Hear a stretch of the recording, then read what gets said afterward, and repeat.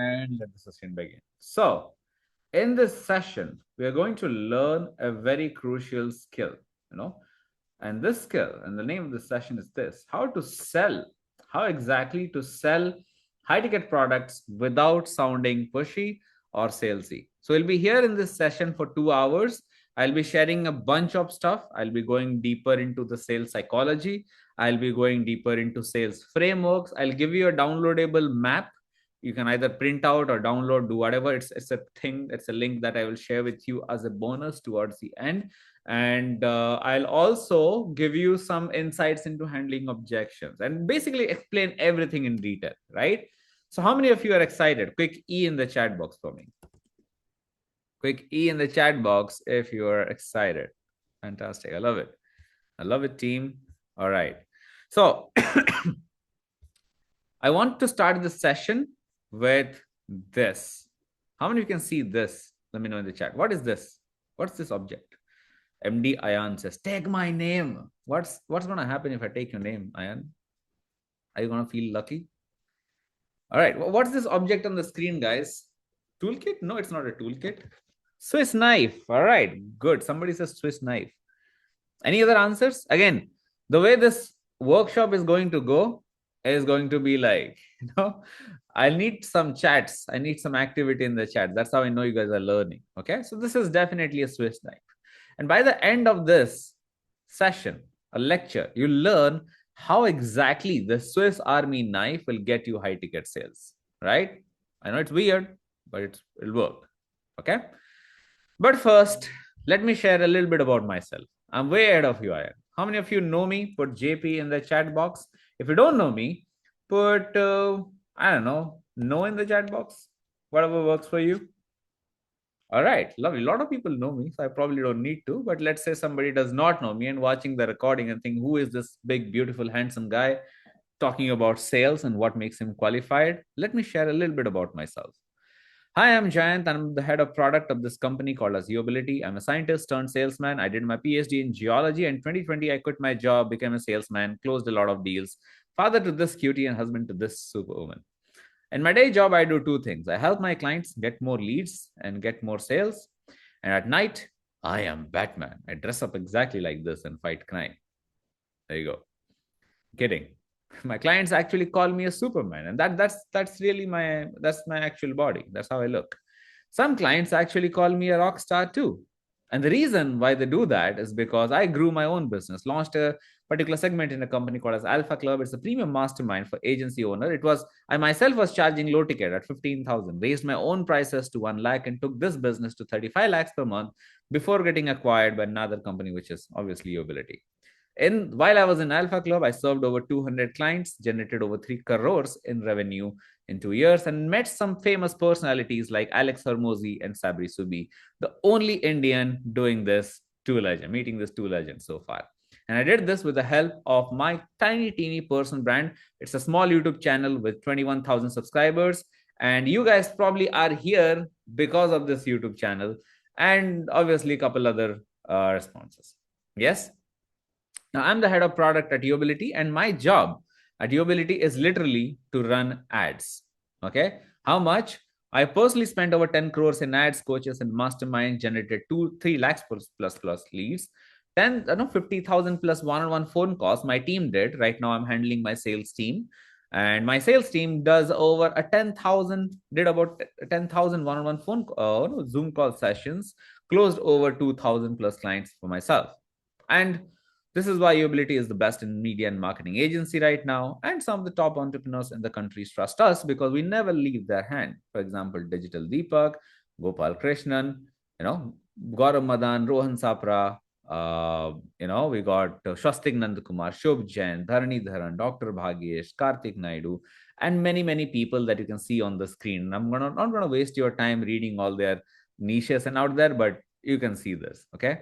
We got a lot of coaches, we got therapists, we got consultants, we got tech firms as well.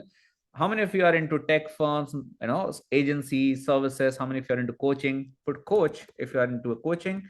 Put consult if you are into consulting. Put service if you are into services business. Let me know in the chat. Let me see what does the crowd like. So you got tech consulting firm, web design, CRM or SaaS, marketing agencies, manufacturers, PR agencies, so many people, so many people. And using the methodology that I will share with you, my clients have generated over 35 crores in 2024 alone. This is additional revenue, not my money, my client's money. They have made this. And my big dream is by 2030, our company should be adding 100 crore to India's revenue, India's GDP with our clients when. How many of you are here with me with this particular dream? Put I in the chat box for me. Yes. Now, how many of you would love to replicate their success today? Quick me in the chat box. Lovely. Now take out your notebooks because we are going to start with value. I just wanted to quickly take 10 minutes to introduce myself and we are good. Let's just get into the value. I hope you guys have notebook, pen, paper. Okay, awesome. So we're going to learn about this big deal, which is sales, because marketing, lead generation is all one thing. And I don't think lead generation is a big deal. Anybody can generate leads. You tap into your personal network, you'll get leads. You'll tap into, uh, you tap into like your friends and family, you'd get leads. You run ads, you'll get leads. But point of business is never leads, right? How many of you are business owners here? Put B in the chat box if you're a business owner. You run any kind of a business. Yes? How many of us are business owners? Let's see. I see Srikant, I see Ayan. What about the rest of you? We got like what, 39, almost 40 people. We got Subhendu. Oh, hey, Subhendu, you're here. Roha, who else? Only 5-6 business owners. All right. So let's Dada Bhavkar. Hey, Dada, you just joined our community. Welcome to Uability, man. Awesome. Anurag, there we go. Lovely. So, in my opinion, the single biggest thing that a founder can master is sales. Because once you master sales, you'll forget where the lead is coming from. You can just be a soldier in the army. You have a gun in your hand, which is sales, and you shoot everyone. Does that make sense? Now, that's probably a very violent analogy, but point is, this is a big ass weapon that you have in your hand, right? By the end of this training, you'll discover a couple of things. One, why 90% of the high ticket sales approaches fail and not win. The neuroscience behind premium buying decisions. How does a premium buying decision look like with brain studies? We'll learn a lot of that. Okay. Then we'll learn about the 7 beliefs. This is, again, we are talking about sales psychology. We'll cover 7 belief systems that control every buying decisions. I learned this from this guy called Cole Gordon. Fantastic dude. And I think it's one of the most powerful business concepts that I have learned in a very, very long time. And a flexible framework that works for any sales situation. I'll also share a lot about our marketing and sales coaching program that is proven to work for coaches, consultants, and agencies. Okay. This I'll cover towards the end, but first we'll talk about the value. Agreed? Put A in the chat box for me. All right. Pick A in the chat box if all of you agree with this. Awesome. Lovely. Thank you very much. Let's get into the thing. Here's what's probably happening right now. You tell me if it is true. Okay. You guys tell me in the chat if that is true. You know your service is worth, but you're charging far less than you should. Yes? Quick Y in the chat box if this is happening. You watch your competitors with less skills charge 2 to 3x of what you're charging right now. Or you spend hours crafting proposals only to hear, oh, your price is too high, or any similar objection. Or something like you find yourself justifying your fees instead of confidently stating them like a doctor, right? Or you discount your prices just to close deals and then resent the work, not the work as such, but rather, the prospect itself. Why did I sell this guy? It's causing a lot of headache. Yes. You avoid sales call because you dread that pricing conversation. It's so hard. Or you work with difficult clients who don't respect your expertise. The 8th problem, are trading time for money with no real path to path to real wealth. Or the final one, you feel like a fraud for asking premium prices. I feel there is the last one, which is when it comes time to ask for what you're worth, you freeze up. How many of you are facing any one or more of this issue? Quick Y in the chat box saying yes if you're facing any one of these 10 issues, and this is not random, by the way. I did a survey among my 2000 clients, and these are the 10 ones that kept on coming up. Ayan, I know this, bro. If I keep seeing you spamming the chat again, I'm going to remove you. Okay? Engage in what you are learning. And if you want to join my company, there are different avenues to join, not through a webinar. Does that make sense? This is really disturbing other people. Okay? Cool. Now, here's where most people go wrong. And you guys tell me if this is true. Okay? You guys tell me if this is true. Most people think the job of a sales call is to present your solution and force a decision and make money. And truth cannot be further from this.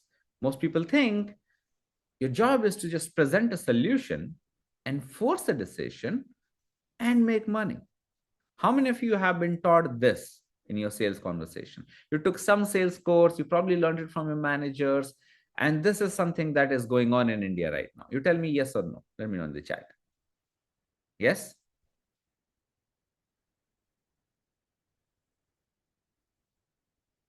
Exactly. Now, here's the truth. Okay? Most people do this. They get on a sales call, they present all the features, benefit, like features, benefits. What happens? They start justifying the pricing with logic. They think that, you know what, you have that, you have this at a cheaper cost, so buy this. And the problem is they try to convince the clients rationally. And what ends up happening? The result? Well, this is what happens. Yes, how many of you have been in a sales call where you have been pitched to and you have been like extremely bored in that call, and this guy will keep showing you PPTs after PPTs after PPTs, and what happens is, like, you are like, okay, I'm bored. How many times has this happened with you? Let me in the chat box. And genuinely speaking, you tell me in the chat, how many of you have been guilty of doing exactly this? Put G in the chat box. At some point, hand to your heart, be extremely honest here. You have been a little bit guilty of doing this, and you want a better method. Yes? You get replies when you do this, you get replies like, oh, I'll think about it. Oh, you know what, Jayant, I'll do it myself. Whatever you taught me, I'll try it on my own and I'll come back to you. Or I'm speaking to other vendors. Okay. Or let me talk to my grandmother or wife or partner, whatever. Or something like, oh, Jayant, it's too expensive. Or you know what, that agency, that Galika agency is like cheaper than you. Or something like, can you give me a discount? This is too expensive. These are the 7 core objections that you get. There are other objections as well, but you listen to one of these 7 statements in a sales conversation. And how many of you have been in a sales call and you have heard of these 7 or one of these 7 statements in those sales call? Quick me in the chat box. Everybody has an experience going into sales call, right? This happens. Or you get random excuses. Yo, my father is bimar, or this happened, that happened. They keep postponing the call and then never reach to the conclusion. Yes? Yeah. Now, why is this happening? Let's get into the root cause of that. Because you keep thinking how you can make money. You see, the job of a sales call is not to make money. You think that how can I make money from the sales call? Because that's the mindset that we are trained with. How can I make money? And they are thinking, does this person even understand my problem? Yes. How many of you agree with this? And this difference in thought process is what causes sales to fail. Yes. And this is a massive disconnect, because your business, the definition of sales call is this: your business is a business of solving problems. Your sales call is simply a demonstration of how efficiently you solve it. Does that make sense, guys? Your business is a business of solving problem. Your sales call is nothing but an demonstration of how efficiently you can solve this problem.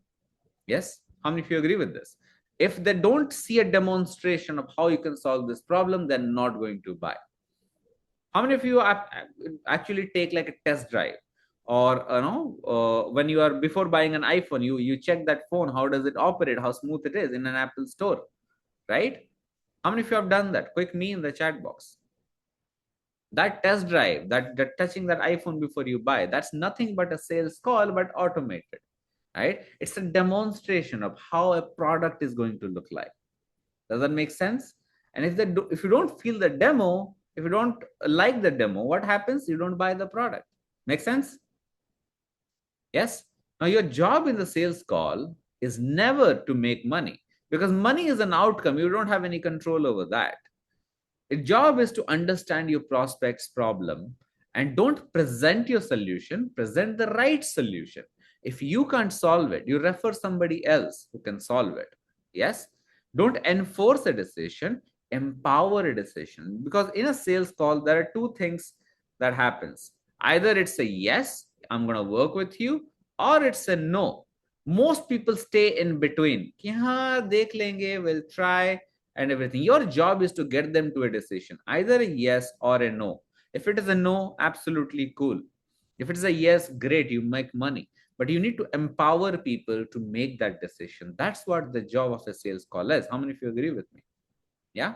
Because understanding this concept made Sankash make 2.4 lakh in just 2 days. That's the power of this particular thing. He stopped selling, he stopped pitching. The moment he started understanding his prospect's problem, this happened. I'll show you more practical ways later in the workshop, but this is just us getting started. Okay.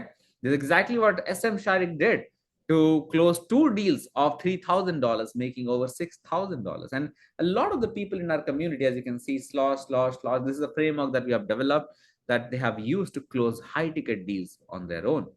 Okay, all high ticket. We do not promote low ticket. That's all a bunch of crap. So, how exactly do you do that? Here's how. There are three things that you need to know. So, take out your notebooks and write down beliefs, frameworks, and tonality. And once you have written that, put done in the chat box for me. Beliefs, frameworks, and tonality. These are the three core elements of a sales call. The moment you inject the right belief and break the wrong belief with the right framework and with the right tonality, you make money, which is sales. And we'll cover all of these three buckets today. I see only Ayan and Haripriya done. Who else is done? Let me know in the chat. Who else is done? All right. Everybody took notes, because it's important. From here on, we're going to take a lot of notes. So be ready. All right, perfect. So let's cover beliefs first. Can you repeat what was the first one? Belief. What was the second one? I'm going to quiz everyone, because if you have not taken notes, you'll not know. What is the second bucket? Framework. What is the third bucket? What is the third bucket, guys? Tonality. Fantastic. Love it. People are paying attention. So here's why most people can't sell high ticket. Okay. People think this, oh, I'll share all the features and all the benefits of my products and people will buy my product. Logic. Yes. People think this is true. And they think my business model or BMC, it logically makes sense, but my prospects don't see the value. How many of you have heard this? And how many of you felt this? That, hey, my business model logically makes sense. I'm delivering a great product, great service. Why are my prospect not able to see my value? Yes, I've heard that. This results in multiple objections. Okay, people throw you all those 7 objections. I'll give you why those 7 objections came and what are the exact belief system that created the 7 objections. And people flaking out. Flaking out means they'll be like, oh, I'll talk to you later, and then they never come back. Or they commoditize you by running behind hundreds of competitors. Yes. Here's the problem. No sale is a purely logical sale. People always buy with emotions and justify with logic. Okay. How does that happen? I'll cover that. Example. It makes no financial sense. Let's say I want to buy a Toyota Innova High Cross. This is my personal favorite car. It's not the best car in the world. It doesn't have all the features. It's a big, bulky car. Okay. But I don't want to buy this car because of logical reason. I want to buy this because it has that Japanese engine. It has that crazy good feedback loop. Anybody who loves driving a good car, they love a Toyota car. Also it's a big car. It's a good status. It's a perfect choice, but not for a family of 3. It's me, my wife, and my dog. Then it's a 7-seater car. It doesn't help us. But I want to buy this because it's not a logical decision. It's always an emotional decision. In fact, every sale is an emotional decision. Now, here's why logic-based selling fails. If you try to justify your prices, you'll never sell, because justification is always logical. How many of you have tried justifying your prices in the past? Quick me in the chat box. Yes. there is always a chance that there is another logic that exists in the world that defy your logic. Yes, because if you see, okay, buying an iPhone, it does not make sense logically because Samsung phones are much more feature packed than iPhones. But why are iPhone sales so high all the time? Right? There are always better phones out there. In fact, the OnePlus ka 37,000 phone has more features than an Apple iPhone 17. You'll see all the YouTubers coming and bashing iPhone 17, but still the sales of iPhone will always be higher than everything else. Because what happens? Because they don't sell with logic, they always sell with emotion. When you try to sell with logic like other competitors do, there is always a chance that there is another competitor, another seller who has a better logic than yours or lower price than yours. Plus, when you try to sell logically, you are enforcing your belief into your prospect mind. When you enforce, it becomes pushy, it becomes force, it becomes salesy. Okay, let me show you how this enforcement looks like. Okay, actually, you know what, in future there is an example coming up. I'll not show you right now, I'll show you in a bit. Solution: you need to break and rebuild beliefs that is in your customer's mind, and let them self realize that they need your product. Let them convince themselves that they need your solution. When someone convinces themselves, the conviction is 10x stronger, and there is a proper neuroscience to it. Now, before I get into the brain diagram and everything, let me give you an example. Okay, how many of you have been sick at least once in your lifetime? Don't tell me you are one of those guys who have never been sick. You had a fever, you had jaundice or something. Something happened to you. And you initially tried ignoring that. How many of you have done that? Put I in the chat box if you have initially tried ignoring that fever or whatever happened to you. Yes. And then everybody is saying, hey, your temperature is rising, you look sick, you look dead. You're like, nay, nay, I can still work, I'll do it, I'll do it. But then comes a time where you just can't handle anymore. You are like, okay, you know what? Now my temperature is spiking, my head is spinning, I need to visit a doctor. Then you don't waste 1 minute, you just visit a doctor, take their consultation, buy medicine, get better. Yes, happened at least once in your life. Now let's use this event as an example of a sales call. When other people are telling you, hey, you look sick, you look sick, you look sick, you look weak, what is happening? They're enforcing their belief onto you. Yes, your family members, your friends, there, when they're saying, okay, you look very sick, you look very pale, you look like this, they're enforcing their belief on you. It's just that you don't believe it. Agreed? So when an enforcement happens, that is push. And you don't feel like taking action on it. But the moment you start realizing it, oh, okay, my temperature is spiking, my head is spinning, then you are like, okay, now I need to visit a doctor. So the second event is called what? The second event was what? Let me know in the chat. Self-realize. Does that make sense, guys? Let me know in the chat. Or was it too technical? What's up, chat? Let me know. Why do I see only one person chatting? What about the rest of you? There are 50 of you here. Does that make sense? If it does not make sense, put no in the chat. I'm happy to repeat this. Yes, see, this is how I know that you are learning. If you don't chat, how would I know? If you get bored and not learn, then what's the point? Yeah? Got it. Good. All right. So the first event when you're sick was people forcing you, enforcing you. That's a pushy sale. And you're never listening to them. But the moment you started realizing, oh, I am going through this problem, then you start visiting a doctor. Now there is a proper neuroscience to why that happens. Okay. Now everybody see this and take a screenshot of this particular diagram. And once you have taken a screenshot, put done in the chat box. Okay. Take a screenshot and put done in the chat box here. Love it. Now, this is a screenshot shared by this guy called as Oren Klaff. Okay. Now, he says there are three segments to a brain. There is a highly evolved neocortex. This is the most advanced version of our brain, which relates to logical matters. Okay. This is the most evolved part of the brain where you are thinking. This is the reason why we became humans technically. We have a very highly evolved neocortex, which allows us to think very rationally, very logically, and created all the evolutions. Then there is midbrain. This is the monkey brain, basically. Okay. This is the monkey brain. This is more of a human brain. What is monkey brain? This is the most emotional side of the brain. It thinks in emotion. It thinks in visualization. It thinks in like, yeah, pitch anything to another. That's exactly what it is. It thinks in emotions, basically, whatever it feels like. Okay. And then there is a croc brain.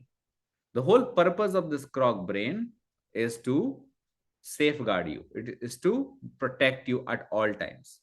So when you are having this enforcement based pitching, what happens? This is who we are really pitching to. This is the part of the brain which is like, okay, I don't care what he says. This seems like a lie. Okay. And only when you pass this croc brain, you reach midbrain, where they're like, okay, I like this person. And if they like this person, it goes to neocortex. If they don't like this version, it comes back to croc brain and it goes away as an objection. Does that make sense? Yeah. So croc brain first filters whether this guy is safe or not. Midbrain filters whether I trust this guy or not. If they trust this guy, neocortex, then neocortex is like, okay, I trust him. This is a good product. Let me figure out a way how to invest. So you see, when this guy gets sold, this guy automatically gets sold. If this guy does not get sold, this will never get sold, and this guy will come into picture and throw objections at you. Does that make sense, the neuroscience of it, or was it too complicated? That makes sense? Awesome. Okay, let's repeat. Your brain has three functions, three parts. One is neocortex, the most logical side of the brain. Now it consumes the most amount of resources from your brain. So your brain tries to protect it, all the body tries to protect it always. Then there is midbrain, which is emotional side of your brain. So it only feels and takes action based on the feeling. Then there is croc brain, which is also very emotional, but the only job of croc brain is to protect. So it sees everybody like, an overprotective brother to their sister. They're like, okay, is that guy looking at my sister? Is that guy looking at my sister? It's like that, right? It's like always protecting you. That's what it is. The only way to bypass croc brain, you know what? How do you bypass croc brain? The best way to bypass croc brain is by actually being very honest. I actually being absolutely honest with you. Like in the beginning of this particular call, I told you I'll share a lot of value, and towards the end, I'll show you how my coaching program will help you. If I was not open and honest about my coaching program, you would not listen to me. You will always have this doubt in my head. Oh, is this guy going to sell me something? Always. And one of the best ways to do that is being very open and honest about it. And people love that. A lot of people are scammers. They still do that, but this is my favorite way. But once you bypass the croc brain, they find you safe. What happens? It goes to midbrain. Midbrain decides whether they trust you or not, whether they like you or not. If you are liked, goes to neocortex. If they don't like you, it goes back to croc brain, and people don't buy your product. Is my voice audible, guys? Let me know in the chat. Yeah, everybody's okay. Ayan, I think your device needs updating. Okay. Yeah. Cool. Now that you understood the neuroscience of it, let's get into the parts of the brain, the beliefs. So remember I told you about 7 objections? There are 7 core beliefs that happen in the brain. This is the psychology of sales. Okay. That you need to break and build in your prospect's mind in order to sell high ticket offers. If you do not break and rebuild or inject this belief, people will never buy from you. They will in fact run away from you. Okay. How many of you want to learn about this 7 belief system? Put 7 in the chat box for me. Awesome. Lovely. Now here are 7 circles. Again, take notes at this point because there is not a lot in the screen. I'll share a lot of stuff. Make sure that you take a lot of notes. The first belief is called pain. If the prospect does not realize that they are in pain, will they ever buy?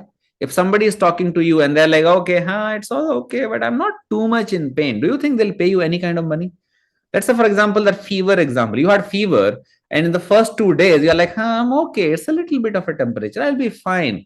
Do you do you even consider going to the doctor? No, right? When you realize, oh my God, my fever is spiking, my head is aching, and my head is spinning, then you're like, oh my God, there is a lot of pain. Let me go visit the doctor. So they must realize that they are in pain. How exactly to create this pain, I'll tell you in a bit. But remember, there is a pain belief. Okay. The second belief that you build is called doubt. Doubt ke liye there is a different word. Okay. The best word for doubt is overconfidence. There are certain prospects for whom you show them a beautiful proposal, you give them everything that they need to do, and then they come back to you saying, you know what, I'll try it on my own, then get back to you. Has it ever happened to any one of you? Let me know in the chat. Anybody ever faced this? Let me explore some things on my own, and then I'll come back to you. You know why that happens? That happens because the prospect is overconfident in that decision. They're like, oh, you know what? I can try on my own. But if they're overconfident, they don't have doubt on themselves. What happens is they'll never buy from you. So it's important for them is to realize a true doubt. There is false doubt and true doubt. What is a false doubt? You forcing, oh, you cannot do it. True doubt is, hey, I know you're a smart guy, but you haven't been able to figure this out for 5 years. What makes you think you can figure this out now? That's true doubt. Yeah. The third one is called cost. What is cost?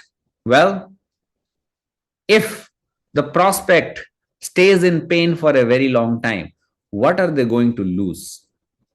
So cost here means COI, cost of inaction, cost of not taking action on pain. Now you guys tell me, let's say you are having fever and your fever does not go away for 5 days straight.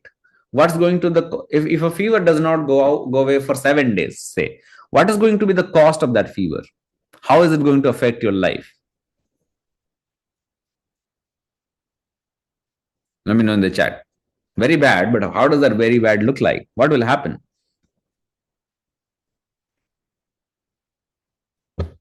Everybody, let me know in the chat. I need some engagement in the chat. Lost the life sometime, aggravate more area, lose productivity. Great, will not be able to work, right? And if you're running a business, oh my God, that's going to be even difficult. You'll not be able to work on your projects. Your company will make less money. Simple, right? You have to take rest, wasted time, mental health. Yeah, everything will come. That's going to be the cost. So that's the cost of not repairing your body on time. So if the prospect does not realize the cost of not fixing the problem, do you think they'll ever buy? No. If they realize somehow how to fix this, do you think they'll buy? Yeah. So here you'll need to show them the cost of not taking action. I'll show you how in the framework section, but here we just cover the beliefs.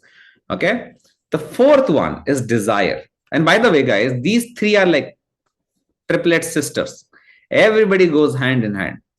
Like pain, doubt, cost, they are like one single line of questioning. Then comes desire. Desire is basically exact opposite of pain. What do they want out of the situation that they're in? For example, if I'm having fever, what is my desire? Well, I want to be more productive. I want to make more money. That's desire. Okay. After desire comes money. What is money? Well, money belief is like money has two aspects. One is having the resources, another is having willingness. Okay. People may have the resources, but if they don't have the willingness to pay, they'll never pay. Does that make sense? So explain desire one more time. Desire is the outcome that you're going to get. Like, for example, what do I want out of a car? That's desire, right? What do I want out of a coaching program? I want more sales. That's desire. Now, money. Money has two aspects to it. Okay. One is resources, meaning cash, credit, loans, whatever. And W is willingness. If they don't have resources and they are willing to solve, they'll figure out resources. Okay. But if they have the resources, but they're not willing to figure this out, then they're not going to pay you. For example, how many of you know that big businesses, when they start a venture, they rarely use their own money to grow. They usually buy, take loans or take credits, right? Do you know about this, guys? Let me know in the chat.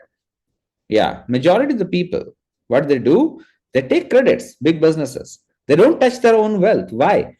Because they are not just using their own resources, which is their own money, they're using credit lines, which is another resource that they can always pay out, right? So they use that. That's being resourceful. They're willing to invest. So you need to understand whether your prospect is willing to invest or not. If they're not willing to invest, they're never going to pay you no matter what. So it's very important for you to break this money belief and inject the right belief or investment mindset. Okay. Next, support. Support means how supported. So money is how willing are the prospect to invest. So you need to first inject that, okay, you need to be willing to invest on this solution. Otherwise, they're not going to buy from you. Does that make sense? In short, support belief. What is support belief? Are they feeling supported by their partners, their spouses? What do they think about the solution? You need to understand that. If you feel like, okay, this guy is in, but their partners are not in, okay, very high chance that they'll not buy. And second thing, sometimes people don't even need support. Okay, many times they don't need support. So you need to understand whether they even need support or not, or even if they do, okay, who do they need the support from? Okay, if they don't get the support from their people, they're not going to buy from you. So support belief is about how supported they feel about the decision that they're going to take, yes or no wala. Okay, the final one is trust. Trust comes in three levels, and sadly, trust does not fit into any script. You cannot build trust with a script. You cannot build trust with a framework. The whole process of sales conversation, the framework that I'm going to show you, is designed to build trust. Okay, so trust has three levels to it. Okay, what are the three levels of trust? Trust on themselves, trust on you or the company, trust on the process. Now, let me give you an example. Let's say I'm planning to join a gym. Okay. If I believe that I'm a very lazy person, I'll never be able to join the gym. Do you think I'll actually join the gym?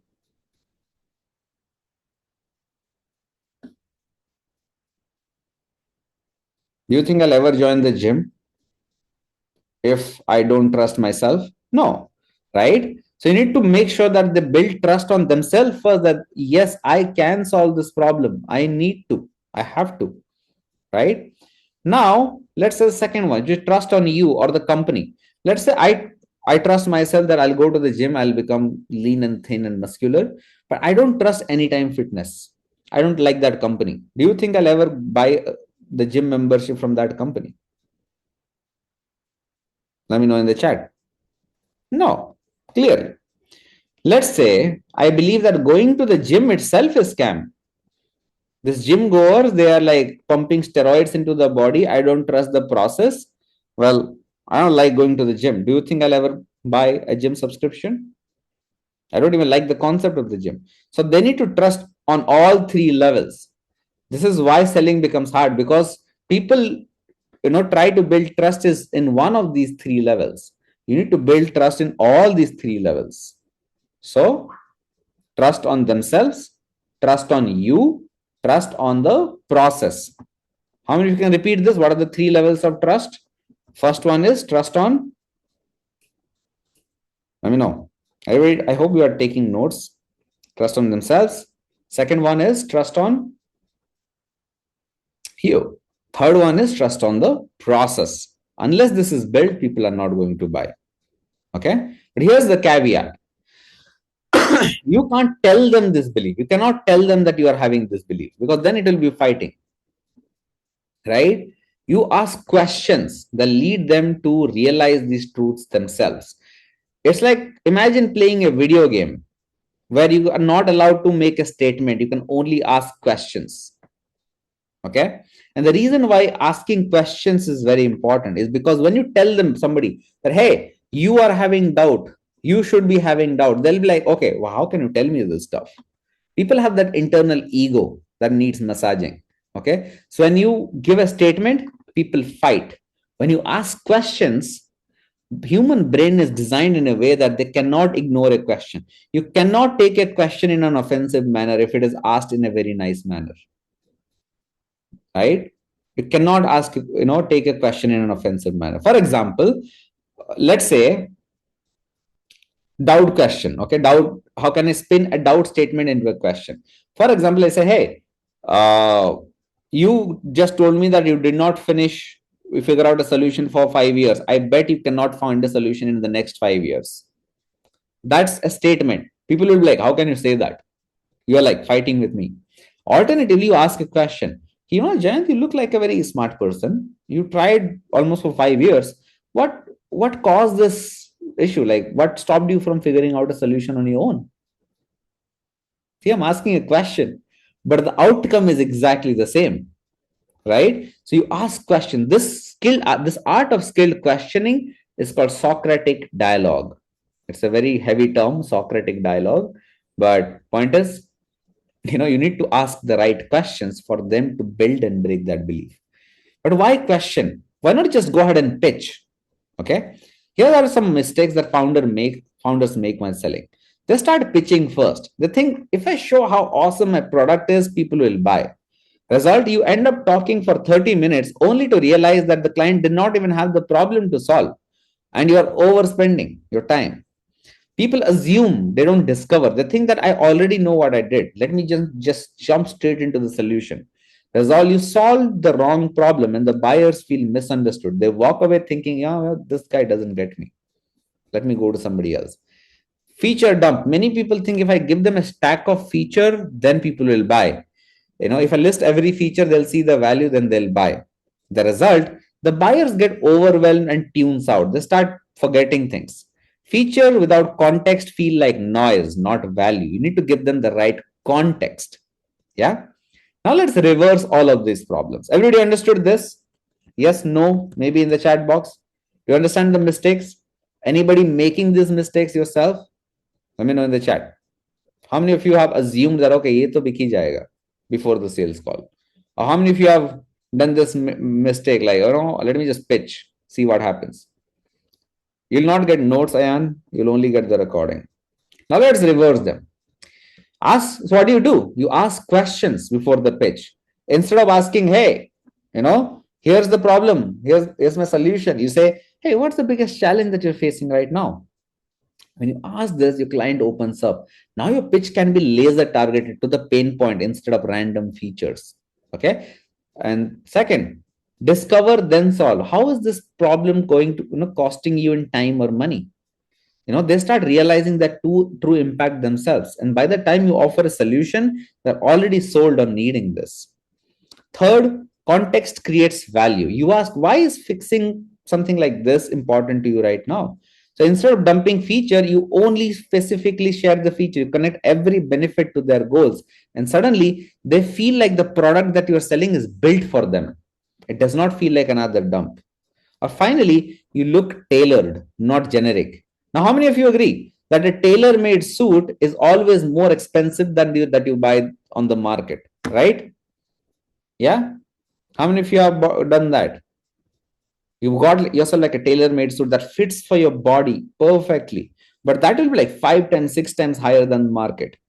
But that's exactly what creates the sense of high ticket premium fee, premiumness, which is like you become tailor-made. What you have already, you ask them questions like, what have you tried what have you already tried that didn't work?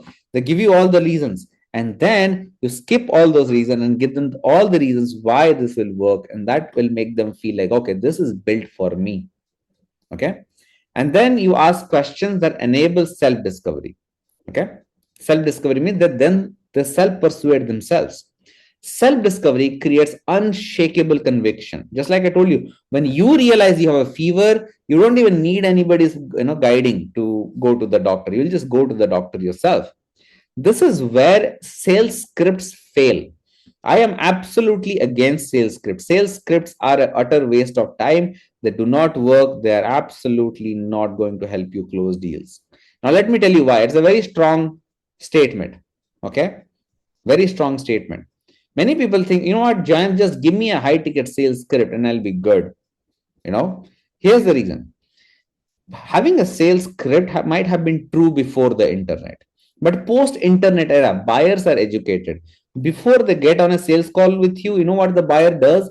They Google your name, they find your competitors, they research on you, and they come. So they come with a lot of objections in their mind. And most people can just smell through the bullshit. Most people can simply smell through all the BS, which is why majority of the traditional pitches fail when it comes to high ticket selling. The problem is scripts are very unidirectional. It's like say this first, then this, then this, then this. And what happens when the customer shares a different concern? You become nervous. You become nervous. So what you need is a multi-dimensional framework where it's instead of like a sequence, a step-by-step manner, it's like, how do I say this? It's like chess move. How many of you have played chess at least once in your life? Put me in the chat box. If you have played chess at least once in your life, you know, instead of going step by step way, you are like in a chessboard. You can go in 10 different directions, wherever you want to feel like. That's what a framework does to you. How many of you would love to have that kind of flexibility in your sales framework? Put me in the chat box. Yeah, because when you go in a step by step manner, the moment you see one step breaking, you fall down. But when you have this flexibility of roaming around, you're still safe. This is where you need a multi-dimensional framework, a framework that can be modified based on the situation that you're in, and does not matter what you sell, a high ticket product, a low ticket product, an insurance, it works everywhere. Okay, kind of like a Swiss army knife. The reason why Swiss army knives are so popular is because they have all sorts of tools in them that can be used in any situation. This is what a sales framework looks like. Yes. Now anybody able to connect the dots? I mean, in the chat. Let's see it from a framework perspective. Okay, but before I get that, how many of you understood why a sales framework is important? Because giving you the best sales framework won't help unless you understand the why of it. Yes. Awesome. Now, here's a basic sales framework. Then I'll go deeper into this. Okay. In a sales conversation, ultimately what happens is this. Your buyer is in a current state where they're in a pain. Yes. In a coaching, consulting, services sector, when you talk to a prospect, they are in a current state. Agreed? What is happening? Guys, there are 60 people here. Agreed or not? Does that make sense? Awesome. Now there are two sides that happen. One side, they see a desired state. If I take this particular path, I'll go to my desired state. But if I take this particular path, I'll go to an undesired state, the cost of inaction. If somebody understands that if they take path 1, I'll go to desired state. And if I take path 2, I'll go to undesired state. Which path do you think they'll take? Which path do you think they'll take? 1 or 2? 1, obviously, because they understand the desire. Now, this is all that a sales conversation that needs to do. We talked about the beliefs. In current state, you need to discuss their situation, their pain, that inject doubt, understand the efforts that they have taken, the support that they are feeling, the desire, which is desired state, and cost of inaction in an undesired state. Okay. Now, this is where the bigger framework comes in. This is where this sales process comes in. Okay. I know this is very confusing and it's a very big one. Let me open up this thing. This is your first bonus, guys. How many of you want to get your hands on this bonus? Awesome. People have attended this. I love it. There are 3 sections to any sales call. The first section is called probing. Okay. Second section is called pitching. Third section is called objections. Okay. Take notes of these 3 sections. I'll obviously share this link with you towards the end. For now, let me just explain this to you. Okay.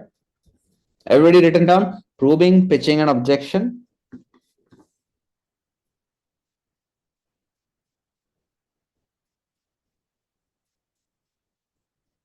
Took screenshot. All right. Cool. Now, probing has two parts. One is introduction and information gathering. Now, here, what happens is this is where you ask questions. Here's where you self-persuade them.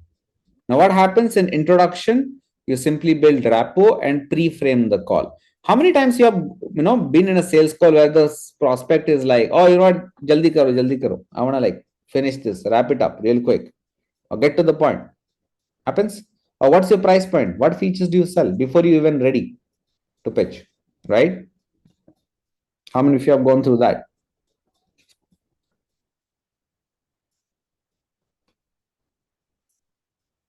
How many of you have gone through that where prospects are like, okay, tell me the price real fast. What about the rest of you? Got 60 people here. Why are you not chatting with me on the chat? What's up? Are you guys not paying attention? Should I end this session? Yeah, good. Now, when I threaten you guys, you are like, you guys need a tuition teacher. All right. There you go. Perfect. Now, in a high ticket sales call, I'll answer this question towards the end. What happens is, unless you put a frame to this call, people are not going to listen to you. Unless you build a strong rapport and build frame. There are three types of rapport. Okay, let me tell you this. Rapport number one is called inferior rapport. What is inferior rapport? It's like how many of you have met kids? Kids are always like they're trying to impress you, or when you're talking to your boss, you talk very smiley and bubbly way. Yeah, hi sir, huh? All good. This is a inferior rapport feels like when they're always smiling and bubbly and talking to them and think you're friendly, but no, you're losing your authority. They already smell that you are here to ask for something. Okay, there is something called as a neutral rapport. You know how you talk to your friends? You're like, hi, Abhilash, what's up? All good? Okay, but yeah, you'll act excited. Okay, this is neutral rapport. And then, the final one, inferior opposite, the expert rapport or authoritative rapport. Okay, yeah. What happens here? Here you act as if you don't care. How many of you have visited a doctor at any given point of your life? Put me in the chat box. When you talk to a doctor, do they act all smiley and bubbly with you, or do they like, okay, where are you from? Where's the problem? Can you sit? Okay, let's talk. This is how they talk, right? They don't waste time. That's what the superior rapport or the expert rapport looks like. So in rapport, you don't waste time by asking, oh, your hair color looks nice. Oh, where are you from? Oh, that city is very good. No. It's a 30-second conversation. And I'm stressing on rapport and framing a lot because if you don't do this right, what happens is people don't perceive you as an expert and you end up wasting their time. And this is where you make the first impression. It's like, hi, Ann, what are you doing? All good? All good. Fantastic. Oh, we got like 60 minutes together. Should we get started so that we save both of our time? Fantastic. Let's get to the point. So you act like you want to get to the point, right? Not the other way around. Does that make sense, guys? You act like you need to get to the point. People respect that because that's how experts build rapport. Yes? Making sense, or am I talking gibberish? Next part is framing. What is framing? Framing is nothing but, how can I put it? It's like you put a structure to the call, right? What happens if you don't put a structure to the call? You know who will take control? Your prospect will take control of the call if you don't. Framing is a process of taking control, right? If you don't take control of that sales call, what is going to happen is like your prospect is going to be like, oh, you know what? Get to the point. Tell me more about it. What features do you do? How can you help me? Blah, blah, blah. When you put a structure to this call, what happens? You control the frame. And typically the framing conversation looks like this. Okay, Jayant, since we have 60 minutes together, and I kind of did some research about your business, but before I explain to you my solution, why don't I ask you a couple of questions? And once I get to the root cause of the challenges and the scale problems that you're going through, I'll tell you about my solution, which is absolutely going to make sense to you. And if it does not, for whatever reason, I'll refer you to one of my, one of my colleagues. Will that be fine? That is called framing. What I'm doing is, hey, I understood about you, I understood about your health, I checked your profiles out, but I have a couple of questions. So let me ask those questions. And then after that, I'll tell you more about this problem or the solution. If that makes sense, you go ahead. If not, I'll refer you somebody else. So this is called framing. Does that make sense? Sometimes you'll get prospects who are like, oh, Jayant, get to the point. I don't have time. बहुत rude वाले prospect आते हैं. In that case, you should not lose your cool. In that case, you should be like absolutely neutral. It's like, I get it. You are busy. I'm busier. However, you know what? It won't make sense if I give you a whole laundry list of things. Like imagine me giving you a restaurant menu. Ki choose between 10 different varieties of dosa, right? When I know you know masala dosa the most, right? So here's the thing, instead of giving a laundry list restaurant menu of my services, why don't I ask you a couple of questions where I get to understand the exact challenges and the problems that you're facing, and I'll only suggest you those outcomes and those solutions that will make the most sense to you, so that you don't waste time after this particular call. Does that make sense? This is how you counter that. You always take the authority, because the moment you lose authority on a sales call, you lose the deal. How many of you agree with me? So this two steps are absolutely crucial. Absolutely crucial when you're in the sales call. And the moment you do that, you get to information gathering phase where you ask a lot of questions. So there are 7 questions for the 7, not 7 core beliefs. This addresses 6 core beliefs. The only belief that you cannot have a script or a framework around is called trust. Trust does not have a script. How can you have a script for building trust? Trust is built through your tonality. I'll cover tonality in the next segment. But here you get this.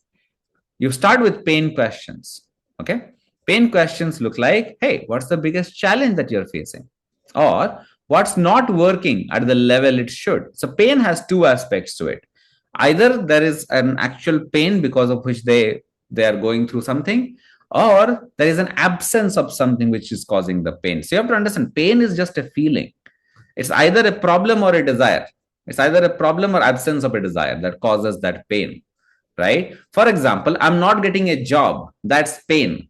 But I'm getting a 35 LPA job, but I'm not able to go to a 50 LPA job. That's desire. I'm still feeling the pain. But one is absence of something, which is like one is a real problem without which I cannot survive. The other one is absence of a desire. Does that make sense, guys? The difference between 2 types of pain. So when you're on a prospect, you need to quickly get to this point, whether it is a problem based pain or a desire based pain. Sense? How do you ask them?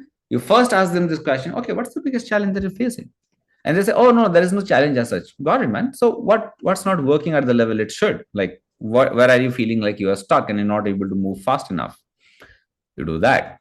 And then you ask a bunch of questions to uncover that pain. The second one is doubt. And my favorite doubt question is this: what stopped you? My favorite, because people have egos, and that ego causes them to take weird actions. So what I do to destroy that ego is this: I ask them this question. So Jayant, you look like a very smart guy. What stopped you? You have gone through YouTube, you must have taken courses, you must have hired consultants. What stopped you from figuring out a solution on your own? And then because I'm matching with their ego, what happens is they cannot object to me at that point.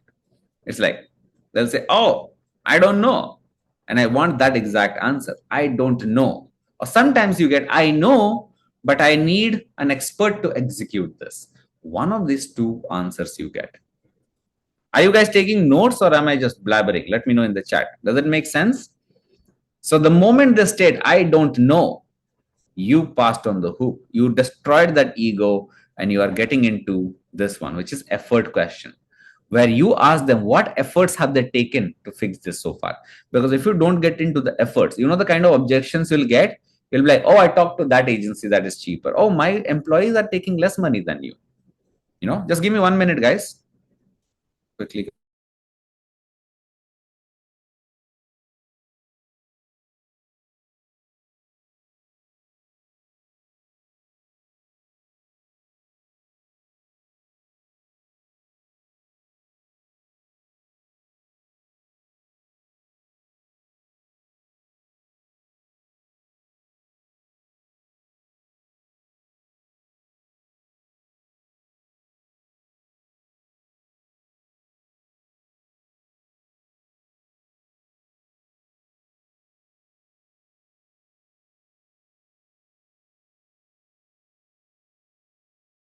All right, I'm here. See, cool. Does that make sense so far? What you learned?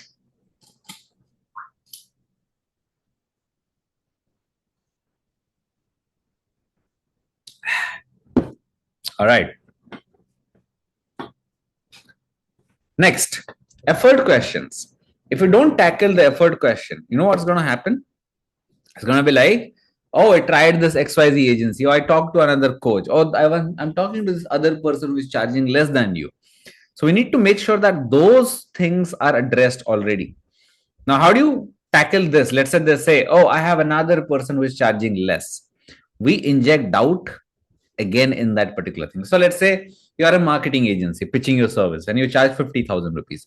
And then they come and tell you, hey, oh, there is another freelancer who is charging 20,000 rupees and doing the same thing as you. How many of you have faced this objection at some point of your life?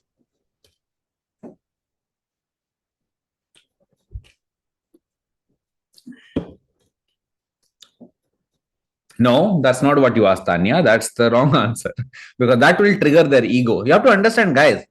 So, this part of the sales conversation is all about ego dissolution. If they're still stuck in their head and their ego, they're never going to buy from you. You have to act as their friend. See, you're trying to break that croc brain. You should not be on the offense. You should always be in, let's figure out together. I'm there with you. That's the feeling you want them to have. Okay. So let's say they tell me, okay, oh, there is this another person that I'm talking to, they're charging 20K. Then you ask them questions like this. Oh, that's so nice. Did you work with them?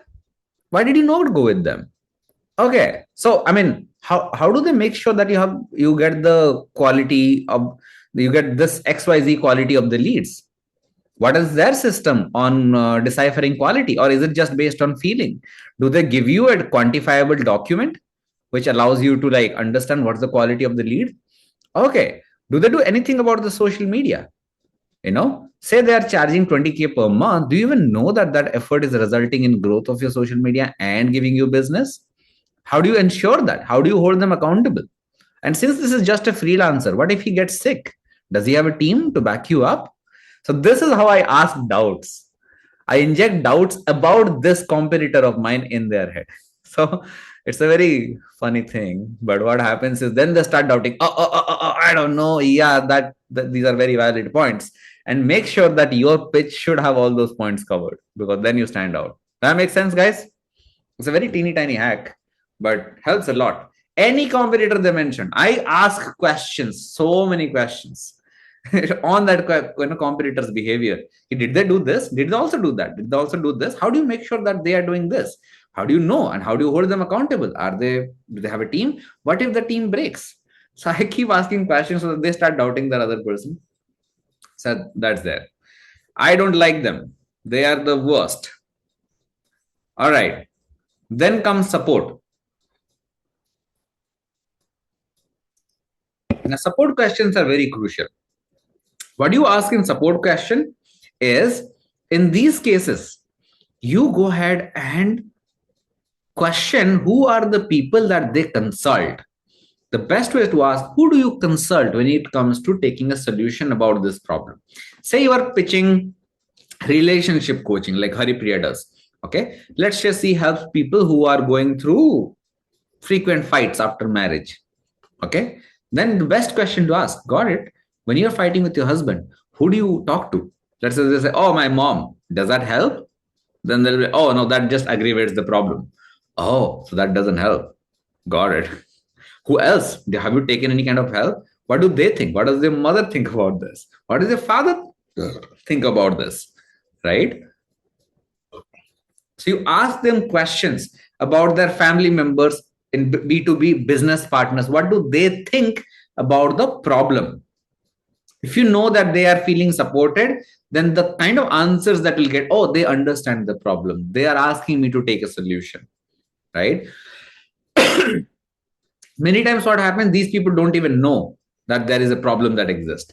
In which case, we do something called as a two-step close. That is a little bit advanced form of closing. I'll not cover that, but here I'll just cover the basics.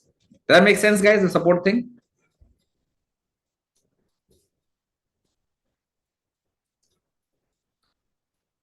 That makes sense? Awesome.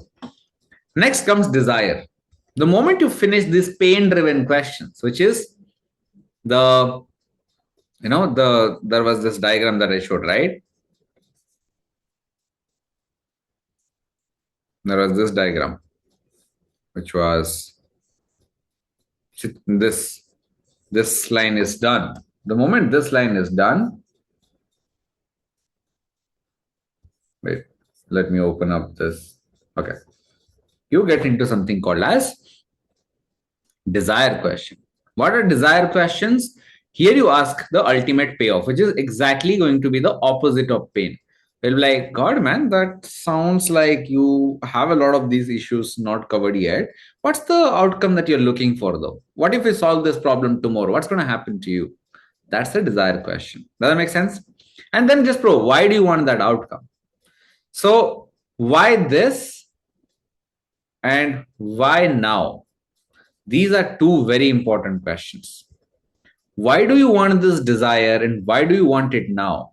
So when they answer this question, they self-realize the reason why they want now is because XYZ. But in their mind, it creates a natural urgency.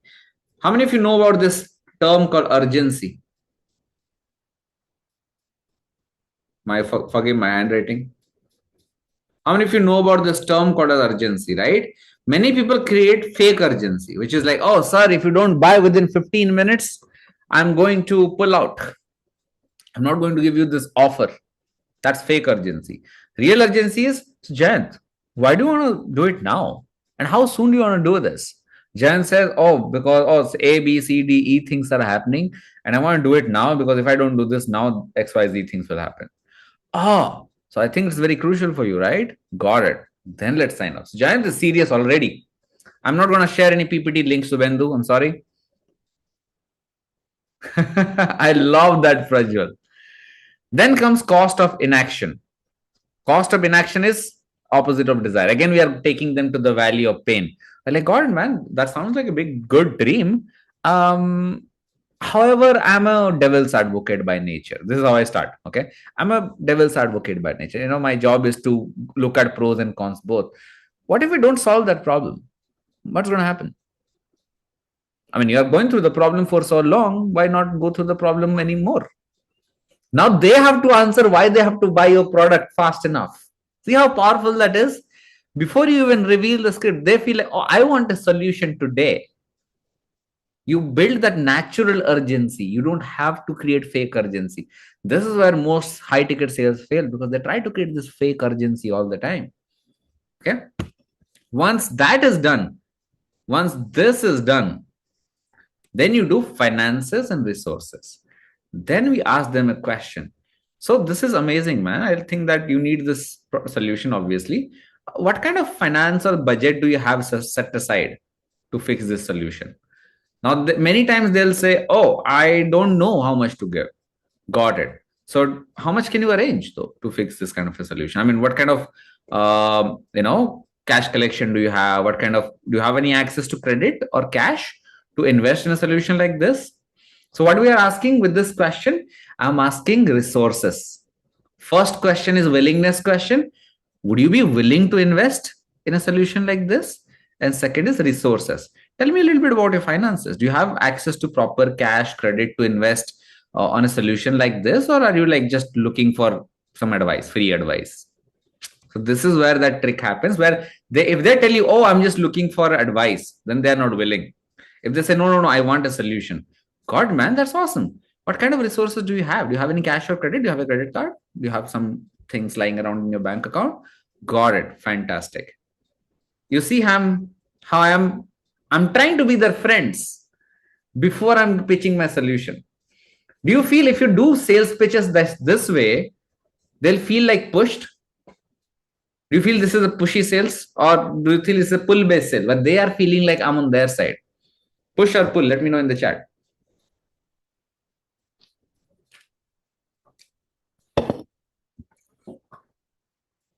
You can sell anything. I always wanted to be a car salesman before I came into consulting. I love cars, by the way. Big car fanatic right here. Not because I know every parts and nook and corner of a car, because I love how a car drives. If I was pitching, I'd be like this: Hey, what's up, man? You're looking for a car? Fantastic. What kind of car do you have in mind? Got it. I know you want to buy that Innova, but can I ask you a couple of questions depending on your family and your thing? I'll recommend you a good car, and no, it might be cheaper than Innova, right? Yeah, awesome. Why are you looking for a car? I'll go that way. I'll probably not be able to inject any doubt, but point is, you can sell anything if you do this kind of a proving. There was this guy named Joe Girard, which is history's best car salesman. I don't Girard. This is his name, Joe Girard. He was known as the best car salesperson in the world or something. Okay, world's greatest salesman, and all he did was ask the right questions. That makes sense, guys? Let me know in the chat. Was this powerful? How many of you think this was like good, mind blowing, powerful, whatever verbs come to your mind? That'll be awesome. Awesome. Now, once you did probing, now their mind is open. They admitted they have a pain. They admitted that they can't solve the problem on their own. They admitted they looked at 10 different places and they can't find a solution. They admitted that people around them supported them. They admitted that they have a big desire. They admitted that if they don't solve this problem, they're going to suffer. They admitted that they're willing to give out finances and money. Now is the time when you show the pitch. You do not show the pitch beforehand. You show the product after you did the probing. Clear so far? Should you go into the pitching? Now, pitching has 3 different sections. One is transition, one is actual pitch, one is commitment. What is transition? Many people make this mistake, and it's the biggest, and it's the most annoying, and I hate this unethical practice that people do. You know what they do? Especially in this Indian coaching market, they don't reveal that they're going to pitch, and then the croc brains gets activated very fast. You always pre-pitch is nothing but you taking permission before you start pitching. All the permission-based pitches land so well. They have such higher conversion rate. Before you start pitching, you say, okay, got it, brother. So I'll tell you my roadmap. I'll show you what I do. But are you willing to listen to my whole product and see if you can possibly invest? You take permission. Once a prospect has given you permission, you have all the rights to pitch them. The biggest mistake that you can do in the sales is do a permissionless pitch, where people are like, okay, resources, money, everything done. All right, let me tell you how I can help you. Then you start pitching already. Now, bro, they have not even said yes to your problem. Yeah. They have not even said yes to you. It's like walking up to a girl in your college and you're like, hey, shadi karegi mere saath. That's not how it will work. You'll probably get slapped in the face. Okay. So once you took permission, then you start pitching. How do you do that? You give them a high level promise. The way I see pitch is you give, this is like island 1 and island 2. Okay. And you basically build a bridge. You show them that, hey, I'm going to build a bridge for you. A bridge has like pillars like this. Okay. Promise is like, what is a realistic promise you can make? Again, the promise has to be realistic. This is a car that you take them. Okay. You take them, hey, I'm going to build this bridge for you. Or you basically tell them, you know what? I specialize in helping coaches, consultants, service providers like you to book about 30 to 50 high ticket meetings every month, given that you show a decent level of technical expertise and everything. Okay. Are you willing to learn more about what I do? Yes. All right. Fantastic. Now let me show you the bridge. Here in the promise, you give them a high level overview. The way the sales pitches work, you show them a high level overview, you zoom in and you zoom in more.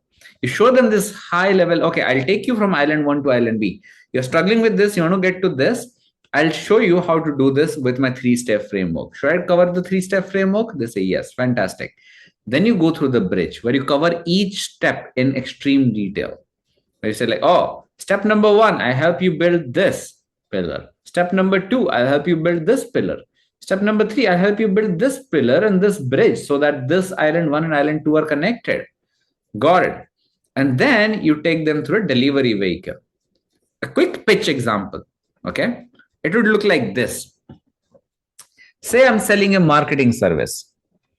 The way I would do, say I'm selling, let's say, lead generation service. The way this would look like is like, hey man, I understand that you're not able to get a lot of leads in the past. Is it okay if I show you how my agency operates? I'll also give you a lot of insight, but is it okay if I show you how I generate leads for my clients? And you can probably model this or work with me to do that. Awesome. Cool. Let's do this. You know what I do, Jayant, is I specialize in helping coaches like you to, you know, how you're telling me that you're going through this whole referral networks and you're not able to generate people outside of this and you're dependent on other people giving you things. Well, what I do is I specialize in running targeted ads, which allows you to generate high quality leads and nurture them on autopilot and then books a call with you so that like when you talk to them, they're pre-sold on your product. Does that make sense? That's a high level overview. Just, oh yeah. Oh, and I do that through my 3-step promo. Can I cover that? All right. Step one, how do I cover this is then you go details of step one. Step two, how do I do this? I build a landing page. Then you go into details of landing page. Step three, how I do this is this. And the way I help you do is I will execute everything. All you have to do is bear the cost of ads. I'll build the landing page. I'll build the email sequence. I'll run the ads for you. And you just have to cover the service cost. And then we are good to go. And you'll also get X number of support calls with me, Y number of one-on-one calls with me. And every day you'll get this kind of a reporting. That's how you explain the delivery. Does that make sense, guys? How I'm going? A high level promise, individual bridges, then how do you deliver? What kind of support or service you'll give them? Awesome. Once you have done that, then comes the commitment phase. Temperature check. You tell them, okay, on a scale of 1 to 10, I'm like, do you feel like this is what you need? Yes or no? They say, oh yeah, this is what I need. Is this the now right step? Got it. Do you have any questions? You always ask, do you have any questions? You double, triple ask. You sure? I've covered so many things. I'm sure you'll be so overwhelmed, right? Do you have any more questions? Got it. Pakka. Okay. Now you show them the next steps. You know, step one is onboarding. Step two is we work. Well, the investment for you to get to this level is this. You have to explain price in the most nonchalant way, as if you don't even care whether he wants to become a customer or not. You say like, see, the investment for you to work with me is just 3.3 lakh rupees, and that covers everything. That's it. That's all you do. Very nonchalant reveal. The moment you flinch, because prospects' brain are like on hyperdrive at this point. The moment they reveal the price, that emotional side gets activated. The crog brain is back in action. They're suddenly thinking, do I like this person or should I just reject this person? Okay. So revealing investment in non-threatening, confident, and I would say, yeah, you should not sound underconfident while you reveal the price. The moment they sense a little bit of underconfidence, the brain is in hyperdrive, you know that, right? The moment they sense a little bit of underconfidence, they'll come back to you. And how does underconfidence look like? You start justifying your prices. A lot of people do this mistake. They're like, oh, the price is this much. And you know what? I also give you this, and these are the bonuses, and I also give you this, and that, and that. That's how they start justifying. And what happens because of that? Well, people fail. They're not able to close. They invite objections, right? But if you follow this structure that I showed you, probing, pitching, and objection, this will solve almost 80% of your sales objections. But you still have 20% of the objections. There are only 3 objections that you will see in any of these formats. Objection number 1 is uncertainty. Uncertainty is created due to lack of trust. If they don't trust you, the first thing that they'll say is uncertain. Uncertain key. How does uncertain show up? It's like, I'll think about it.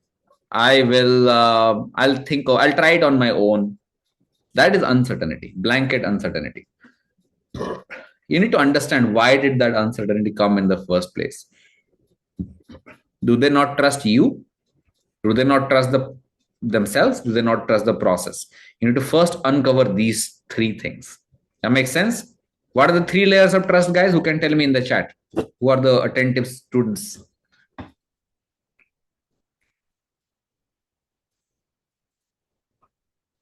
What are the 3 layers of trust, not belief framework or tonality, Srikant?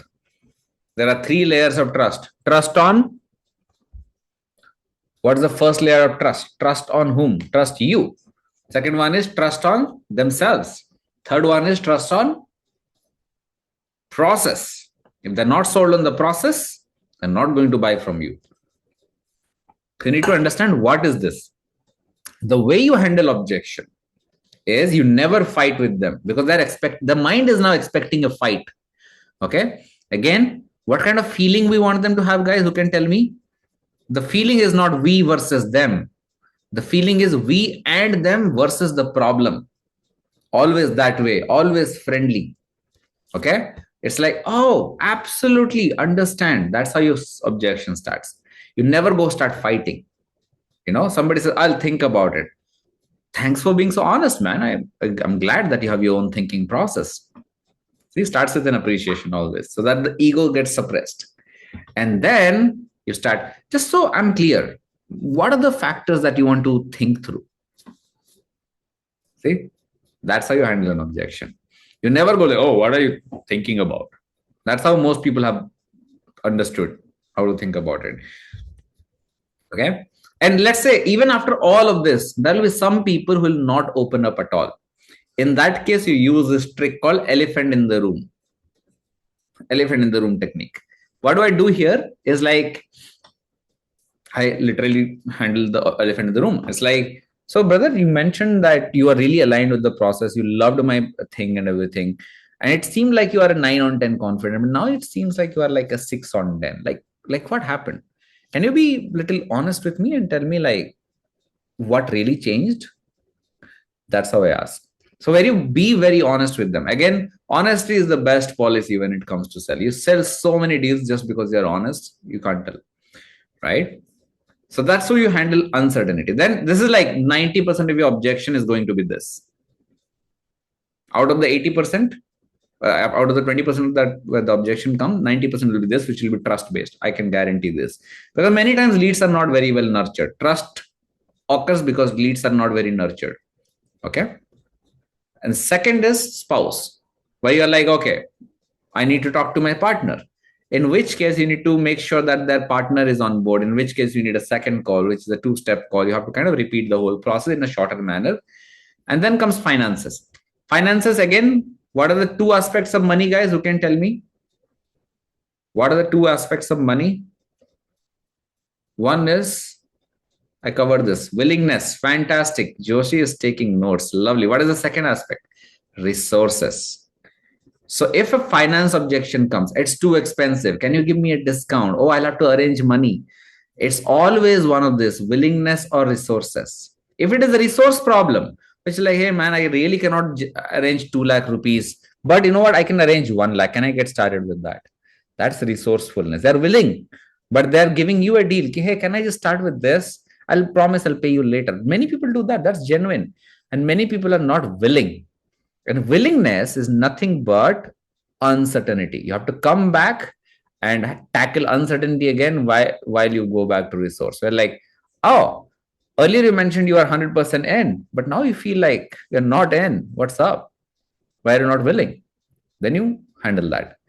You tie down with that process. Tie down means after you ask that question, which is like, hey, you told me that you were 100% in, but now it seems like you're not 100% in.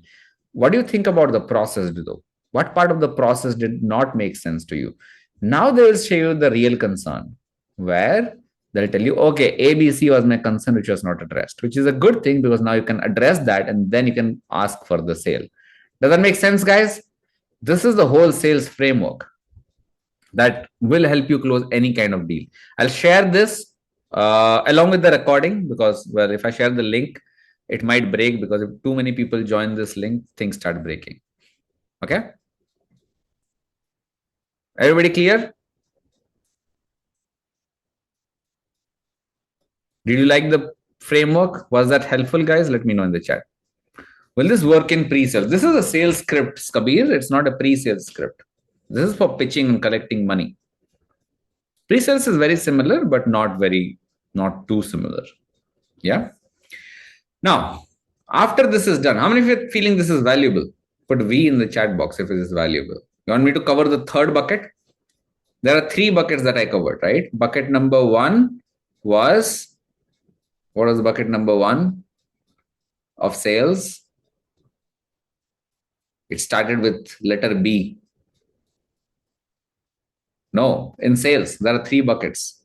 Beliefs. What was the second bucket that we just covered? The whole thing. Framework. What is the third bucket? Tonality. Lovely. Fantastic.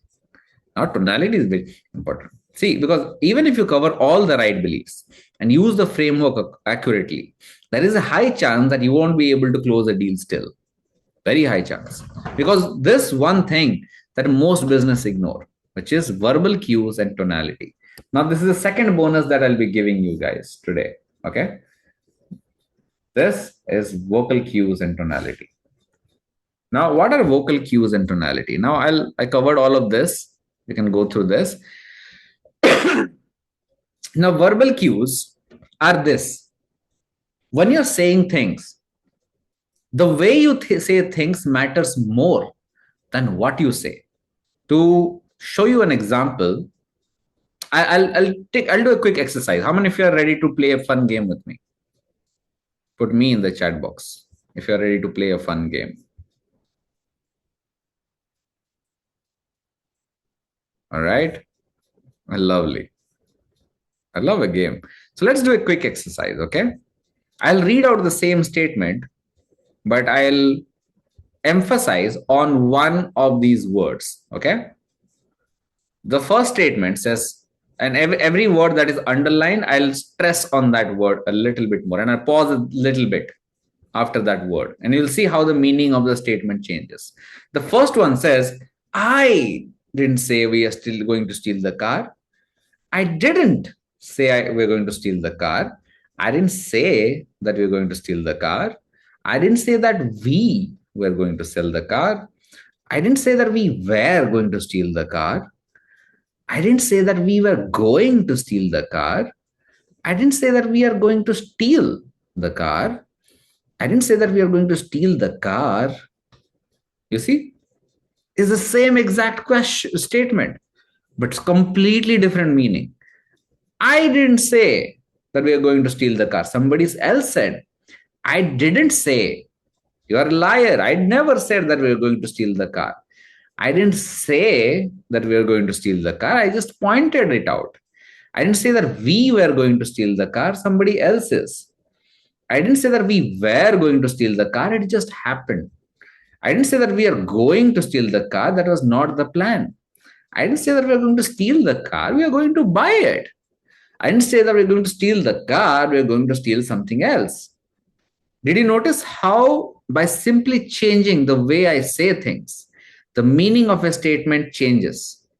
Yes? How many of you noticed that? How many of you think that's cool? Cool in the chat box. Yeah?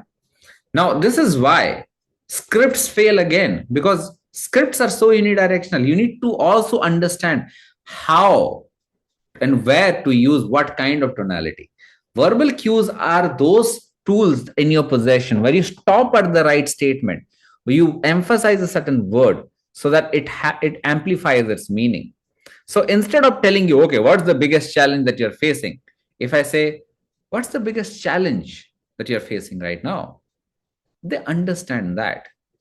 Or instead of saying, okay, why can't you figure this thing out on your own? I would say, Jayant, you look like a very smart guy. What stopped you? What stopped you from figuring out a solution on your own? See, now I'm just stressing on the word you. He'll feel like, okay, he thinks I'm a very smart guy. And then what happens is they say, okay, it's true. I don't know. So you stress on a certain word, you pause at a certain level. And that's what is going on. I've basically prepared this document. I'll share this document on the email after this. There are different kinds of verbal cues and pausing. How many of you want this document with you along with the sales process? Love it. Awesome. I'll share towards the end, okay? After I covered my coaching program and everything. Next is tonality. Now, verbal cue is one part of your voice. The second part of your voice is the emotion that you convey. So verbal cue is the logical part of your voice. Tonality is the emotional part of the voice. Now imagine this. I give you two statements in two different ways. First one is, okay, let's say, Shubhendu, what's the biggest challenge that you're facing? That's one. Second one is, so Shubhendu, what is the biggest challenge that you're facing? Which one did you feel was the most non-threatening, most human? First one or the second one? Exactly. When somebody says, okay, Jayant, this is too expensive. And I say, oh, expensive compared to what?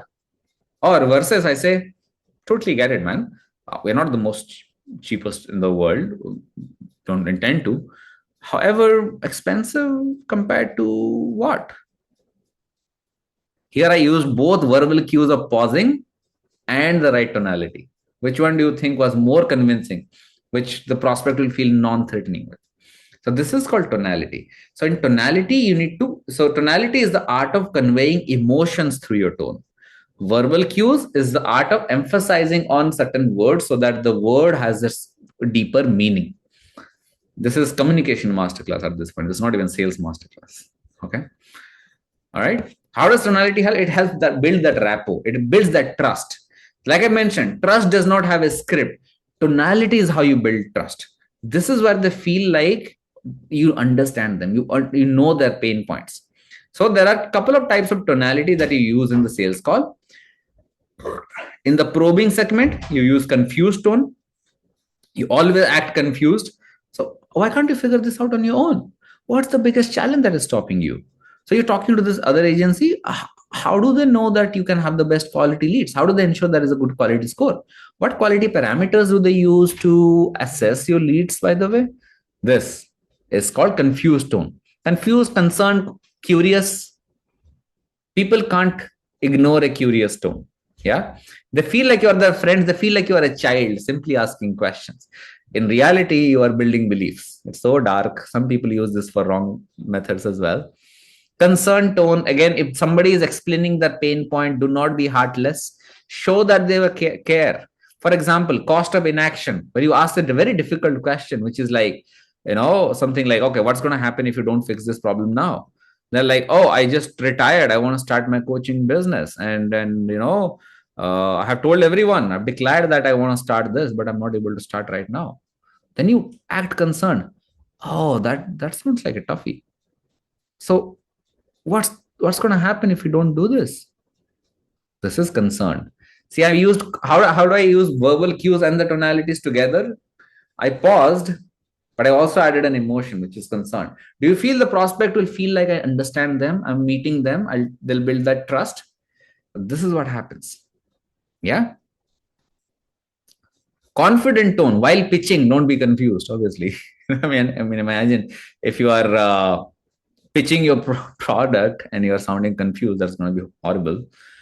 Neutral tone. When you are handling objections, especially when they're ready to fight, you need to sound neutral, no expression, at least in the beginning of the objection. When they say, oh, Jayant, I'll think about it. Get it? So can I ask you a quick question? Then you move to confused. Challenging tone. Whenever you see a false belief coming, you ask tough questions. Hey, can I challenge you for a second here? Can I coach you for a second? You ask a question and then move. You have to be a little bit strong during this particular time. I know this is a sales masterclass, Atul. You need sales training, absolutely. Sales doesn't build in one single go, right? Now, quick exercise before we wrap it up. This is one single word called yeah. Okay, I'm gonna say the same word in different tone, and you guys tell me if you feel a difference in meaning of this word. First one is neutral, which is like yeah. Second one is falling, yeah. Boring. Rising, yeah. Enthusiastic, yeah. Excited, yeah. Super excited, yeah. Something like that, right? Or uncertain, yeah. Surprise, yeah. Or disinterested, yeah. See, it's the same word. The meaning changes drastically with one word. Imagine how many words are there in a sales script or a sales framework, and you need to master Every single word. Prajwal says acting career. By the way, guys, if you don't know, I was actually an actor. I was a child actor. Not in a movie industry. I used to do theater when I was a kid. So that's where I picked up tonalities and stuff. So yeah, I did acting till seventh class, I think. School, say, and all that. Now, that was the masterclass. The bonuses I'll share with you towards the end. But before I share the bonus, can I ask you a couple of questions? Found this webinar really valuable? Put V in the chat box for me. All right, cool. Thank you very much, guys. All right. All right. So now before we get into the questions and give you the bonuses, I have to do what I need to do. Well, I have a coaching program where I help people like you to land these high ticket clients. I help you close these at a high level, just like I did with Gautam and Sujan. Is it okay? Do I have your permission to take you through the journey to show you how this entire coaching system works and how I can help you get these kind of results?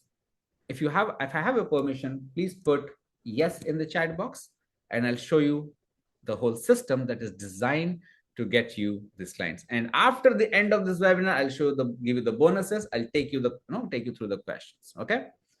Awesome. So now at this point of this session, you'll have two options. Option number one, you do it alone, where the process is obviously you can go ahead and research on your own. It's slow and time consuming, will probably require a lot of trials and errors. You stay stuck in the same hamster wheel because if nothing changes, nothing changes. How many of you agree with me?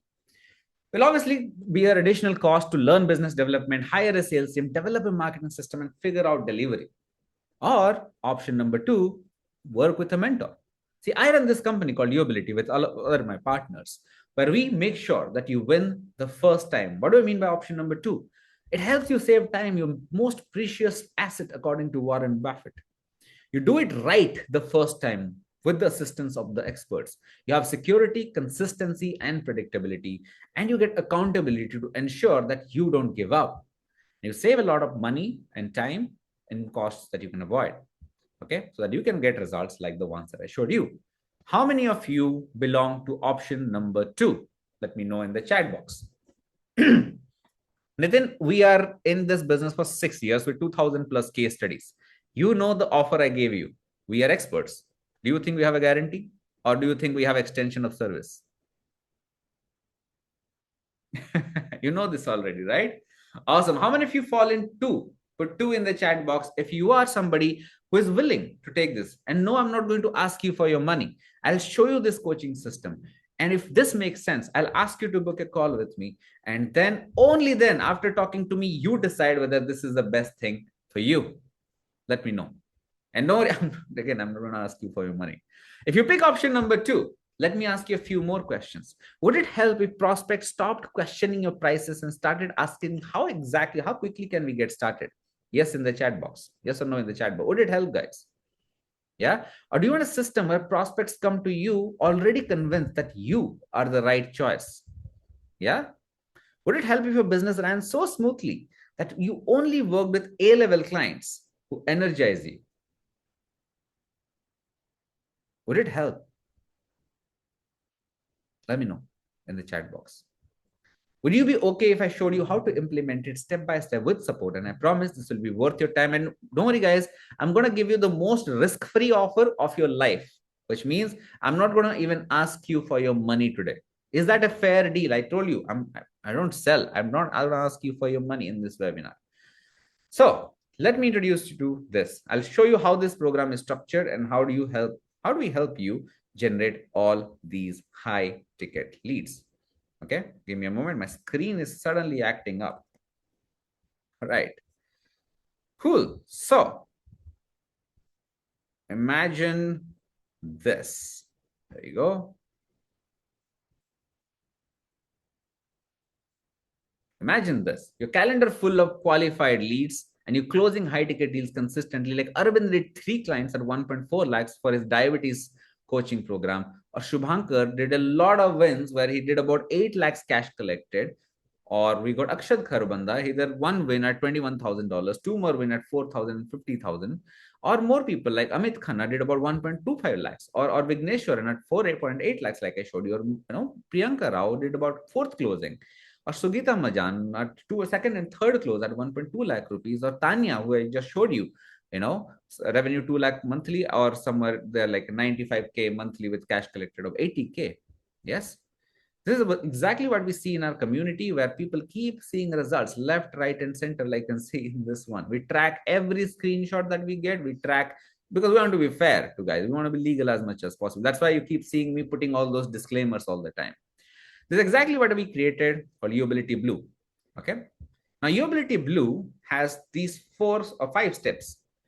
Here's what happens when you work with us. The first thing that I do is I help you build this custom pathway. Even before we start working, we help you build this custom pathway.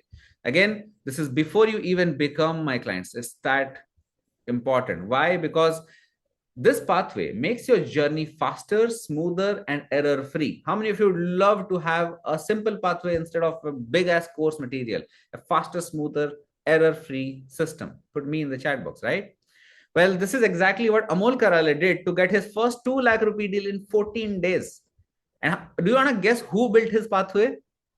Anyone wants to know who built his pathway? Not me, somebody else did. His name is Pratham Sharma, my head of sales. Okay. And look, getting high ticket clients at scale isn't rocket science. All you need is one good offer. This is how the business model canvas needs to look like. One good sales process using which Sushma closed 2 deals at 70K, and one good marketing engine using which Lata got 5 clients from one organic BSL. And we help you build all of it.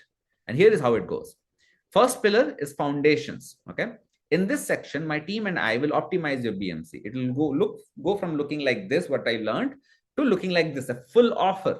And once you have this full offer, you get clients like Twinkle Chabra, who closed her first 80,000 rupees deal on 15th of August. Just using the power of BMC. She built this, she got that MVP, and she only pitched that MVP to a client. The client paid for 80K without even building a sales script. How many of you think that's awesome? Put A in the chat box. This is the first thing that we will do. The benefit you get here is you stand out from the competition, you increase your prices and enjoy more profits. Very simple, which is easily worth 89.99 plus GST. Second one, I'll teach you high ticket sales. How many of you want to learn high ticket sales, guys? Put me in the chat box. Again, if I could coach you, if I could make you a salesperson, would that be awesome? Here I'll build 3 sales system for you. 3 built system for you. First, I'll teach you how to build a lead grading process, which will help you pre-qualify your customers, which means how many of you would love to talk to only high ticket clients and not low ticket clients? Put me in the chat box. Well, we have built a grading system, that buyer floor that I'm talking about. I'll build an SOP and system around it so that you can filter every one of them. Second is a pre-sales process. You get your customers to show up on the call. You know what's worse than having a list full of high ticket clients? If they forget about you, if they forget even to show up on the call. I'll make sure that you have a pre-sales process, a script that I'll give you, which makes them excited to talk to you. They show up with enthusiasm. How many of you would love this? Let me know in the chat box. How many of you would love this? Put love in the chat box. Third, I'll show you something called as a dialogue-based advisory selling. It's a self-persuasive selling system that helps you close deals worth 35K to 115 lakhs. It's a proprietary sales system. It's like, I call it anti-selling, guys, where you do not have to sell. You have to just ask questions and the customer makes a decision. You see, our way of selling is different. We help people make a decision. Decision can be 2 ways. Yes, I'm going to work with you, or no, I'm not going to work with you. But we empower the decision. And when you empower a decision, people build trust. They value you as a leader, not another salesperson. How many of you would love to be in this particular space? Put me in the chat box. Yeah. Using this per share, close 2 deals at 1.5 lakhs. Hamid and Razina, 4 clients at 2 lakhs monthly retainer. Marketing and branding agency. Ritvika, tarot card coach, first client at 2 lakhs. Sharik, 2 clients at $6,000. Shiv Mehra, first client at 10,000 dirhams. He runs this VSL funnel in Dubai. Abdul Nabaz generated 11 lakhs in 3 months. Using this, Akshad tells me this, the schloss is scary. It's so good. It's truly too good. I wish I knew about it sooner. He closed a 40,000 rupees client, and this guy even had only 30K in his pocket. He was that good. Again, it's easily worth 1,24,999 plus GST. Third, the biggest module is client acquisition. Here we have two phases of marketing. How many of you would love to get your first client at zero budget? Put me in the chat box. With zero ad spend, first client at zero ad spend. Put me in the chat box if you would love to get your first high ticket clients without putting money in. So this is exactly what we do. We call it organic and outbound funnels. One, I'll teach you cold outbound, Instagram outbound, LinkedIn profile or LinkedIn outbound or Facebook outbound. Here I'll cover in cold emails, how to find and scrape your customer data. How do you build a robust infrastructure? How do you write and converting email scripts? How do you book high ticket appointments from US and tier one countries? How many of you would love that? Like Ashish Bharadwaj did. Put me in the chat box. Again, same thing. We showed this result. I'm repeating at this point. Then we got LinkedIn. I'll show you how to draft unique script for your audience. How do you book B2B and B2C meetings from LinkedIn? People think LinkedIn is only B2B. No, you book a lot of B2C meetings from here. How to create viral LinkedIn content using which my personal LinkedIn, if you Google me, has about 10,000 followers using exactly this system. And how to automate your entire LinkedIn outreach with AI. Using LinkedIn outreach, you got Rajoshi got his first client at 50,000 rupees. Narshima Raju, health coach, 60,000 rupees. Or Shilpi Goel, who recently closed her, quit her job, started an agency, got to 3 lakhs a month retainer using this exact thing. I'll also teach you Facebook and Instagram outbound for those of you B2C people, using which Amirur Rahman closed the first deal at 1.3 lakhs. Ritash Bhandari, 6.64 lakhs, or Prabhansh, $3,000, a US client through Instagram outreach. Yeah. Shubhakar Sen Gupta again showed me so many results, 3 lakh for 3 months, 4.8 lakh for 3 months. This is when he was not even running ads, using just outreach. Now, once you get your first high ticket client, then we'll talk about the phase 2 of marketing, which is paid inbound funnels. So two-phase marketing. Phase 1 is zero budget. Phase 2 is running ads. Nitin says, come to the point now. Well, let me brag a little bit, Nitin, brother. You know how much effort it goes to get results. Let me brag a little bit. Now, I'll not let you run ads until you get me your first client for free, because then you can use that money to run ads. And here I'll show you how to 4 different funnels. A VSL funnel, which I showed you, a 3-day workshop model I showed you, a DAF funnel I showed you, and an IGDM funnel. DAF funnel is best suited for agencies who do not want like a lengthy 20-30 minute video, who want a quick one-pager document that can sell them. How many of you would love this? Put me in the chat box. And how many of you feel like you're not very good at building websites? Well, for those people who have something called as Instagram DM funnel, where people will reach out to you, okay, and you can close deals without using any fancy funnel. You see, we got video sales letter funnel using which Amit Khanna did about 3.5 lakhs. Or we got Chetan Arora 1.1 CR, Priyanka Rao 5 deals at 70K, Abhik Chaudhary 25 lakhs, or Shashikant at 3.62 lakhs. 3-day launches using which Tushar did 12 lakhs in a weekend. Or Amazon Book Coach, Vanshit did about 8.4 lakhs himself. I'll show you how to conduct webinars and workshops exactly like this. Method number 3 is direct appointment funnel. This is best suited for agencies where you get this one pager, landing page where you directly get appointments, no VSLs needed. Actually, you need one VSL, but embedded in one single page. Using this Vigneshwar, and I showed you another deal at 7.2 lakhs, or Saurabh Chaudhary, third win at 6.5 lakh revenue. Fourth method, actually, it's not fifth.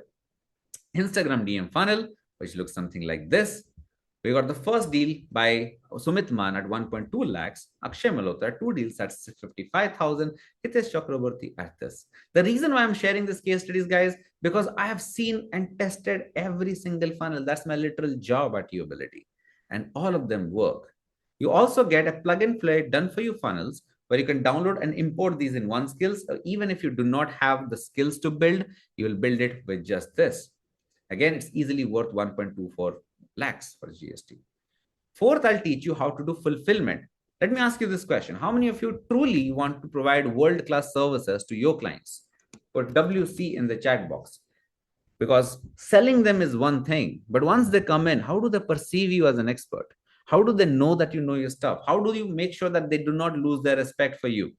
They get treated good. You not only sell premium level, you also fulfill them, customer happiness. Yes, this is exactly I'll show you. I'll show you how to onboard them, For agencies, how to fulfill your projects, how to build systems and communication. Saurabh, you have to pay me zero. Don't worry about it. I'll tell you later. Systems and communication. And again, it reduces churn like crazy. For coaches, I'll show you how to become an effective coach and how to build an online course for yourself. Again, the outcome here is you get happier clients, more success stories, and more referrals for yourself. Save the headache and cost you losing sleep when client calls you at 12 a.m. This won't happen. Okay. Again, easily worth 94,999 plus GST. Fifth is inbound marketing. Here, I'll show you the best Facebook ad course in the world because I personally built it. Again, I'll show you how to find viral ads that makes you stand out from the crowd and how to track advanced server-side tracking so that you know exactly which lead came from which ad, and all of this is mapped out. Learn how to troubleshoot your ad so that you become a Facebook ad ninja in less than 3 months. And how do you become omnipresent so that you can retarget other people? Again, using this, Hemant did his third closes in a single month at 40,000 rupees.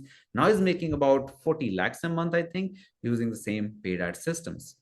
Jayant Rao did about 9 closings at 7.25 lakhs with an ad spend of just 32,000. Sashikant grew from 94,000 to 2 lakh, 94,000 with us. Deepak went from 2 lakh 50,000 to 8 lakh 3.38 lakhs, 8.38 lakhs per month with us using the same ad strategies. Again, easily worth 999 plus GST. Cool. What more? What more can you do? Well, I'll also give you AI custom boards that build everything for you in 5 minutes. How many of you want to see a demo of one of such AI custom bot? Put me in the chat box. How fast we allow you to build your funnels. Yeah, look at this. All right, I run a B2B marketing agency. By the way, these are custom chat bots, chat GPT bots. You just have to drop a voice note and all the results will show up. Look at this. All right, I run a B2B marketing agency where I help business owners generate a massive number of high quality leads through YouTube ads. Create a video sales letter for me.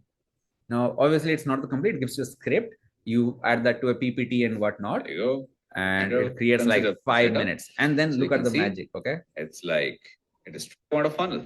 Direct appointment funnel where I can directly ask people to book a call, use your template, you add this VSL in the TAF funnel as well, so that it is much more powerful.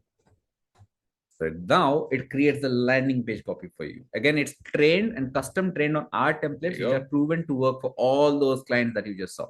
Okay. Every single content and copy that you need to build a funnel is right here. On top of that, I'll give you something called as a Cinemet, our proprietary software. Just make all these templates are fed. The whole thing. All you have to do is just copy from here and paste it in that funnel. That is all. Okay, it writes the whole copy and it's proven. Like it's literally built on. Oh no, this tool is this tool alone is worth 74,000, guys. Again, I'll give you a BMC creator bot, a VSL creation bot like I showed you, a sales script creator bot, cold email bot, ad copy creator bot, and an application grading bot, so that all of your work gets streamlined in 5 minutes once you finish this. Which is why we're able to give this result in 3 months or less, because you build so fast. Okay, you get lifetime access to all of these bots once you join our coaching program. Again, it's easily worth, I don't know, 7 lakhs, whatever. You can see the number in this particular screen. Okay, 7,49,293. The rough timelines for our clients to succeed. It's a 3-month mentorship program. Pillar 1 is business foundation. Pillar 2, high ticket sales. Pillar 3, client acquisition, I showed you. Pillar 4, the delivery system. Pillar 5 is ads. You build all these 3 pillars with us. We achieve more in 3 months than most people do in 3 years. How do we deliver this? How do you make sure that you get it? It's not just a course, right? You get expert mentorship from us. Everybody needs an advice and help tackling new challenges, but true experts are usually out of reach.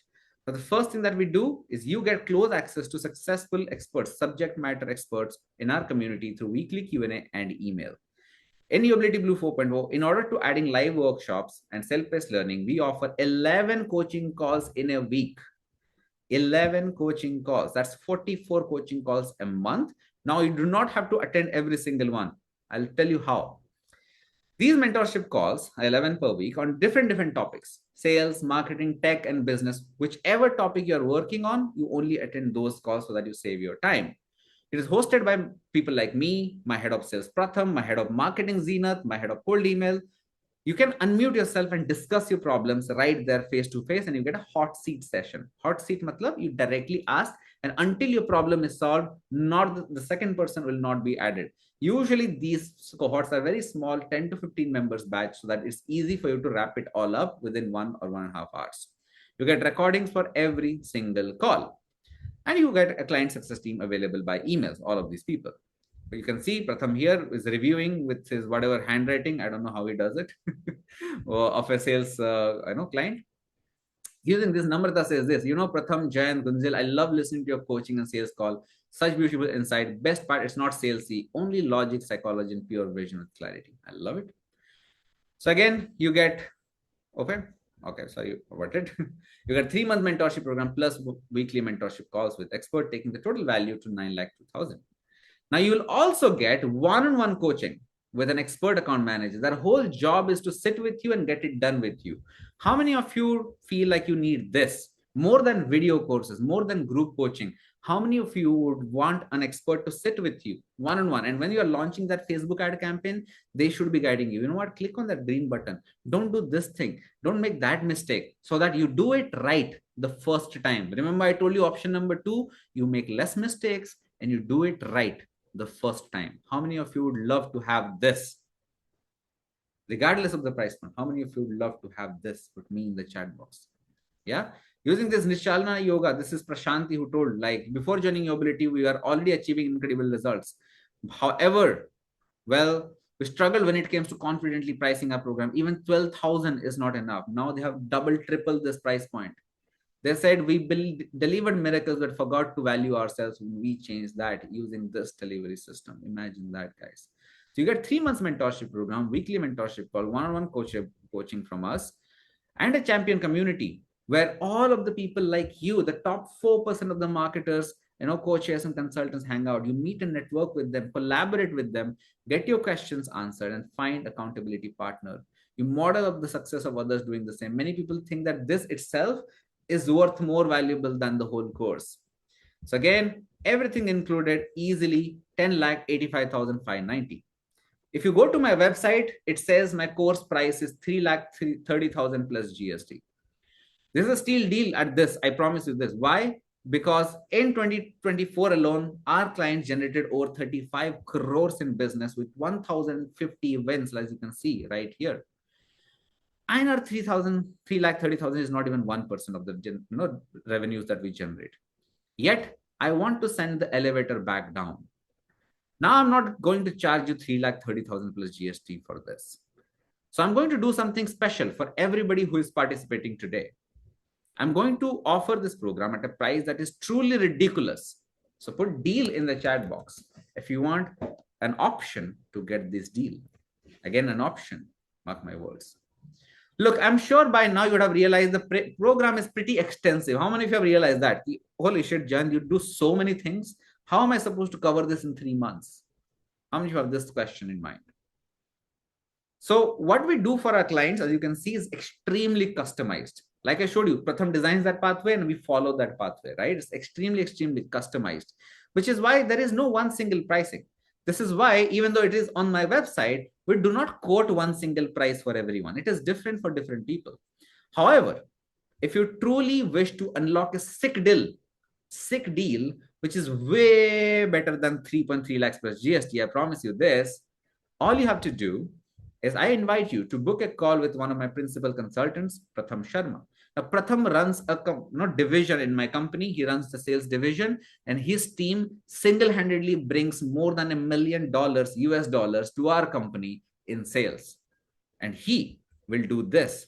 He will go ahead and do this. When you book a call with Pratham, he'll help you build a plan that allows you to start with the easiest available resource with you. You build a custom game plan for your business, same game plan that got Amol 2 lakhs ka win. Get your questions answered. See how you can make it work financially. Discuss the pricing terms on what works for you and what doesn't work for you, and then start when the timing is right. Is that risk-free enough for you guys? This is going to be the most valuable call that you've ever attended. I promise you this. Again, I want to make sure that you join us with all the right information. I do not like to pitch this, hyped up thing. You pay us within 15 minutes, or or I'll not cater to you. That's unethical. I don't like this. I want to make sure that you join us with all the right motivation, right information, and do not make a hasty decision. How many of you appreciate this? Put me in the chat box. You probably think Jayant is the first guy to do this, where he says, do not buy my stuff now, buy my stuff later. Yeah. So simply click on the link below that I'm going to share with you, which is what I'm not sharing. Okay. So all you have to do is, this is the link, which is onepagebusinessplan.in/apply. Simply book a call with Pratham. Over the next 5 days, his calendars are available. I think there are 15 slots available in his calendar. I don't know how many are remaining. So book a call with him, meet with him on a one-on-one call. This is going to be the most valuable call you have attended. You know why? Because Pratham designs this beautiful custom pathway for everyone. And using this, Amol, like I told you, closed his first deal in 14 days. Why? Because this deal is this pathway is extremely powerful. Imagine this, guys. If you just have this document, you don't have to do anything else. This itself gives you a direction. This is what the result is. After you're done with the pathway, you can discuss the terms of this program. What could be suitable for you, right? And don't expect this to be a 10, 15,000 rupees program. Please, I'll be very frank and honest. We are not the cheapest in the market. We are the best in the market, and that comes with a little bit of a pricing. And we want to deliver the truly most world-class product for you. But I'll make sure that it does not impact your finances. Or even if you work with us tomorrow, if not today, you join us at the right time when it makes sense to you. Okay. That is why you need to talk to my boy Pratham first before you go ahead and do anything. Is that cool, guys? Put yes in the chat box if that is cool. Let me know in the chat. All right. Fantastic. Disclaimer, very, very frank, I might cancel some of your application in case we feel like we are not the best people to help you. It also happens recently, some exporter came and booked the call, some manufacturer came and booked the call. We have to, sometimes if we feel like we cannot help you, we'll cancel the application, because our acceptance rate is just 4%. And please don't feel bad if that happens, because I only want to work with you if I can serve you. Hence, I'm not revealing a price. I'm not giving a crazy deal, no timer, no scarcity urgency. Just book a call. And I will also share, if let's say you get canceled, I'll share some valuable videos, resources that can help you anyways. Okay. Next, who is this not for? Again, for people who are trying to book, if you're not able to click the link, please go ahead and scan this particular QR code. You'll go to the same page. This is not for multi-level marketers. This is not for affiliate marketers. This is not for consultants or service providers who work on commission only basis, like loan agents, mutual funds distributor. We cannot help you. It is not for physical product businesses. It is not for local brick and mortar businesses. We help online coaches, consultants, and service providers. It is not for beginners who are not good at their skill. If you're a beginner, you don't even know what you are doing. I cannot build a sales and marketing system for you. So please avoid booking the call. It is not for people who struggle with tech. If you are very, very struggling with tech and you feel like, I don't even want to learn, I struggle with tech, and you're unwilling to learn, I cannot help you. Please do not book a call. And people who do not believe in investing in their education, I believe investing in your education is probably the biggest investment you can make. And if you do not believe the same, please do not book the call. Our why will not match. Even if I can help you, I can't help you. Does that make sense? Who is this for? Again, this is for coaches, course creators, and trainers. It's for speakers and authors. It is for marketing agency owners and freelancers. It is for IT agency owners and freelancers. It is for consultants who can help their clients online. And it's for experts who can solve a major problem for others using my previous experience, using your own previous experience experience. Forget about the title. Okay. So all you have to do, if you belong to this category like me, you invest in yourself and you want to help, you want coaching, you want mentoring, where I can help you get out of this particular rut of not getting high ticket clients. All you have to do is click on this link, book a call with my brother Pratham. And if you have more questions, drop it in the chat and I'll answer them all one by one right here. Okay. How many of you have booked the call? Put done in the chat box. How many of you have booked a call? Put done in the chat box.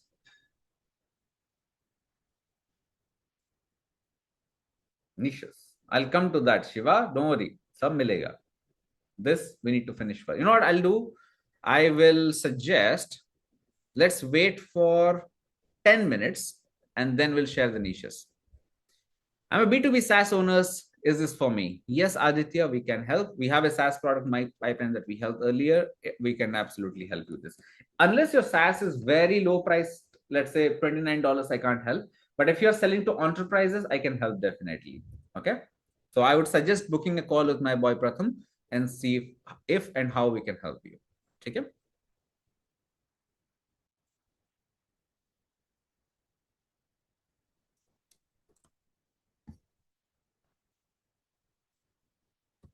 All right. Any more questions in the chat? Let me know. Nice. I like you presented yourself market as a premium brand with a pain point. Is that good content and marketing? Thank you very much, Puneet. We help you do exactly the same, by the way. All right. Any questions? What questions you guys have? Let me know in the chat and I will answer them for you. Okay. I see like this fireflies. Oh, there is a type form. So anybody who's trying to make a payment, no, not payment, sorry, trying to fill this up. All you have to do is go here, put in your name, put in your last name, put in your email, and put in your phone number. Okay. Trying to book demo, but no date except 8th is available. Oh, my bad. I think it's getting full. So try to book for 8th and we'll see. We'll help you out. So pick your niche, like I told you here. Okay. Whatever you work with, let's say coach. Here you can pick what's your current revenue. Let's say this. Okay. What's your core business? Let's say health coaching, like this, and put your job in the company. We know just book it. What I can do is I can ask one of my team members to reschedule that for you. Okay. Because those slots, if they go, then I cannot talk. So sadly, that's the problem. Okay. I'm into accounting professional and provide services for accounting charges for whoa, Nitin, you definitely need to get that thing up, let's say. Okay. So once you submit, you come here and the calendar will load in 5 seconds. Oh my God, guys, we have 2 more slots remaining. So again, people, please book the call like this because we need to fill this up. And in case you're not able to book the call, what do I do? I don't think I can help you with a lot, but yeah, we got 1 more slot remaining, guys. Whoever wants to book, just book it right now and we'll be done. I'll share the webinar bonuses with you. I'll answer your questions and we are good. I think that is also gone, I guess. Yeah. Okay, 1 more slot remaining. Go ahead and book this. I want to shift my career in career counseling at DMIT for kids. Oh, okay. We can do that. We can help you get that. And why don't you book a call with Pratham, Nitin? In that case, he can actually draft that 90-day game plan for you. You booked already? Nice. That'll be good. Okay. Cool. So I can help you, but thoda expectation I'll set for you because in the initial days, most people expect money. Money won't help you. Focus on getting some case studies, 3 to 5 case studies. Then you go for money acquisition, client acquisition. Vivek says not available. Oh, I'm so sorry, guys. Again, I think if it is not available, we are. So, okay, we are done. We are full. So what we will do is, don't worry. Tomorrow I'll be hosting this webinar again. Okay, tomorrow night 7:30 I'll host this webinar again because by tomorrow a lot of the people will be cancelled. Again, I'm so sorry if I cannot help you. I'll cancel your call. I'm being very ethical and honest here. Again, you know, and we do not share recordings, sadly, Nitin. Okay. So I will cancel some calls. So there will be some slots available by tomorrow. So you can join tomorrow. Okay. Now questions. I'll take questions from the Q&A tab and then I'll share the recording. What is going on in healthcare? Healthcare is booming. I mean, what's the question? What are the commission involved since it's only a marketing job? What commission? People are asking. Does a good portfolio make you trust someone? Yes, they do. But more than portfolio, Mrigank, you need to belief break people. You need to break people's belief, whatever is running in their mind, some mistakes that they're making, the misconceptions that they have. If they feel like something is good, but that is actually bad, you need to fix that. Okay. You can leave, guys. Anybody who is done, you can leave, not a problem. I have some bonuses to share. If you want to stay, you can stay. Which platform is best to find clients? Well, I answered that question already. Prashad says, you don't need to apologize. First time I've seen somebody so open. Thank you very much, Prashad. Thank you very much. That really melts my heart. That's how we sell. We are happy. How do I do a high ticket marketing when selection is based on competitive bidding through quotation? This is why I do not recommend building a high ticket funnel on Upwork or Fiverr. Let that keep running. Build a different funnel. That the system that I showed you, that's what we will help. What if you craved a new sprays, carved a new sprays, but do not know how to price yet? Great question, said. Fantastic question. You know what you need to do? Well, why don't you tell me your idea? Let me help you out. How many want to see a live demo of one of my bots? Shade, tell me what's that new idea that you have? Let's put it on a chat bot. Let AI build this for me. So we pretty much use AI like Perplexity and all that to do a lot of research. Somebody who wants to do that, who has this question, okay, you want to start like a new thing? Let me know. Put a niche in the chat, and I'll show you how this can help you. Satyam says, hey, we are auditor and project finance consultant having a team of 30 members. We do not have BD departments of business, relying on referrals. Oh, you need help. I want to take your help in running full-time BD department. We do not want to learn and attend this workshop. However, I want you to run my BD department. Sounds good. Satyam, I wish I can run your business for you, but we do not do that without equity sharing. So unless you're ready to give me equity, I'm ready. But you know what will be best? Why don't you talk to my team? Why don't you talk to Pratham? And again, we are limited by our own resources. I may be able to help you, may not be able to help you. See what works best for us. And if I cannot help you, I know a lot of people who will be happy to do that. I know at least 3 people who will be happy to do that apart from us. So if we are not able to help you, then well, I can recommend you all those 3-4 people that we have in our pipeline. They can absolutely help out. Okay. Okay. Harsh says he has a very nice thing. Harsh ka niche is viral videography for real estate. Okay. Build a business model canvas for me, create a strong USP and MVP. MVP is minimum viable product, by the way. So this bot, let it do internet research, let it figure out. Because in this bot, what I've done is I've fed the data of 2,000 clients. Like you can name it, it's there. So problem statement, they have listing but struggle to get attention online. Generic property walkthrough failed to convert leads. They lack engaging, scroll-stopping content that makes their property go viral and stand out on platforms like YouTube, Instagram, and TikTok. Is that a pain point, guys? Harsh, let me know. They want content that sells lifestyle, not just space. UVP, you need to have cinematic real estate walkthrough, short form vertical videos, location plus lifestyle storytelling, and DFI scripting. This is what you need to provide, must have. You need to be faster. You need to give them some sort of promise, and you need to give them some templates like viral content template, content calendar, turnaround time. So you need to be fast in terms of turnaround. You can add some drawn footage voiceover to make sure that you're unique, and some behind the scenes for personal branding growth. So this could help you have a stronger offer, and this should be like a 5-step system that you can build. So again, guys, this is going to be crazy. Social media marketing agency. All right, let's do that. Let's do that, Shivani. Build again.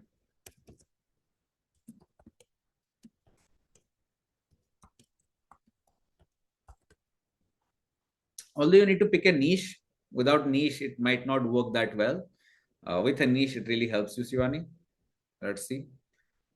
Passion and market has come. It gives you an option. Either you go with dentist in London, see it comes up with, okay, into manufacturers. Oh, this is good. Wait, let me just do it. Social media. This is actually a good idea, by the for manufacturers. Let's say for manufacturers in India. It's a very, very good niche. So those Tanya Khatter, Bharat Khatter, they are into the same niche as well. They're into luxury, like watch manufacturers, jewelry manufacturers. They go into that niche, and that's really helpful. The target market's annual revenue should be 10 to 50 CR. Poor digital presence and bad reputation, reliance on distributors leading to low margins on loss on direct customer control, lack of consistent inbound leads, difficulty hiring skilled in-house marketing teams. Again, you can do end-to-end social media dedicated. This should be basic, and this should be unique. You can give them competitor benchmarking report. You can give them one-on-one growth strategy call as a senior consultant. Give them some templates, case studies, scripts for manufacturing specifically so that it can help them sell. So you can give them all of that. So again, point is not to build your BMC for you. Point is to show off a little bit what we can do. So so Dhananjay, okay, let's do this last one. Please don't ask me to build a BMC again. Come on, that won't help. So again, if you want this, please join my course. Is it usability tool? No, this is Chat GPT, Rajesh Kumar. This is normal Chat GPT. So you build like a custom Chat GPT, but it is fed with a lot of my client data. Like all my clients, when their BMC is approved, I feed it into this, so it becomes better and better and better. Early stage agri-tech startup in Europe and US raising seed series A funding. This is your buyer floor, Dhananjay. So crazy. So good. You can do that for India as well. This will be good. You can target research institution. This is also good. They often struggle to communicate complex innovation in a simple, compelling way. This leads to lost funding opportunities, weak adoption, and limited visibility. Dhananjay, is this good? Pain point, confusing pitch decks, research report, too technical, branding not aligned with impact. Let me know, Dhananjay, if it makes sense. You need to have basics, must have is basic features. Clear investor ready pitch deck, visual storytelling, branding and messaging. Delighters, maybe you should have interactive data visualization, infographic library so that they can use it on ongoing, and you can train their founders to communicating science with clarity. This should be the step. This should be the marketing message. This should be a pricing. Again, your entire offer built in like 5 minutes. Okay. So again, Suresh, like I told you, we cannot help people who are into a commission niche. Like if you earn after something is proven and then you get a commission, this fails. We help you pitch upfront. You get price upfront, right? So then it helps. Awesome. Perfect, Rajesh. I feel validated. It's a great. Oh, Dhananjay, you needed validation. Why are you asking me for this? Ask me for a case study in your niche. No, that would be better. That would be so much better. I think we have, wait, let me find out that case study for you. There is this company named Orelo that we served. Orelo, there were two partners. There were two partners. किधर गया रुको एक second. Yeah. Okay, there we go. This is Hello. Yeah, Hamid and Razina. They are a branding and marketing agency. They do specifically agri-tech business. One high-ticket clients are 2 lakh monthly retainer, and there are smaller, three smaller businesses as well. This is in India, by the way. They did LinkedIn outreach very heavily. LinkedIn, Instagram, cold emails. These are the three things that they did. So, I mean, have you booked a call with Pratham yet? I mean, we can actually help you the way we help them. That'll be awesome. Yeah. Cool. Bonus. How many of you wanted the bonus that I promised? All right. Can help me what offer now offer for me for 3 months program? Well, Rajesh, if you could join, that would be great. Again, guys, this is the bonus that I promised you all. I hope this webinar was worth your time. I hope this webinar was a little different than most webinars that you have attended, where you got a lot of value. Yes, this is the bonus. Here you get a list of 250 high ticket niches. This is high ticket niches and a buyer floor for you to use. 100 high ticket offers. Again, this is a niche. This is a crazy offer headline and a pricing calculator. If you go to file and make a copy, and here you go ahead and update the numbers, the yellow parts, how many clients you can handle, what's the business goal, what are your expenses. It will create like a price point for you that works the best for you. Okay. Me, I need to go for a niche which could help me afford your help. Okay, absolutely. Can you help me create an AI chatbot as a service? Okay, let's do that. AI chatbot as a service. Let's do that for our business model canvas training. Business model canvas. Let's build the AI BMC for AI chatbot as a service. Vichakshan Sahu says. Let's see. Coaches and so you can it's taking from my GPT, by the way. You can help coaches and info product creators making more than $10,000. Online business coach in US.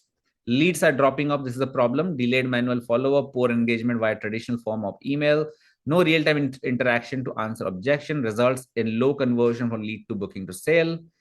UVP, you can have real human fallback, voice note enabled follow-up, monthly chatbot optimization so that you can have a monthly retainer, and you can have a mini course that you can give them as a bonus. Marketing message for online coaches making $10,000 a month, struggling with inconsistent lead generation. Learn how to automate your lead gen and objection handling using custom AI chatbot without hiring more team members or spending hours in your DM, backed by our 4x booking rate guarantee. So nice. So yeah, that's there.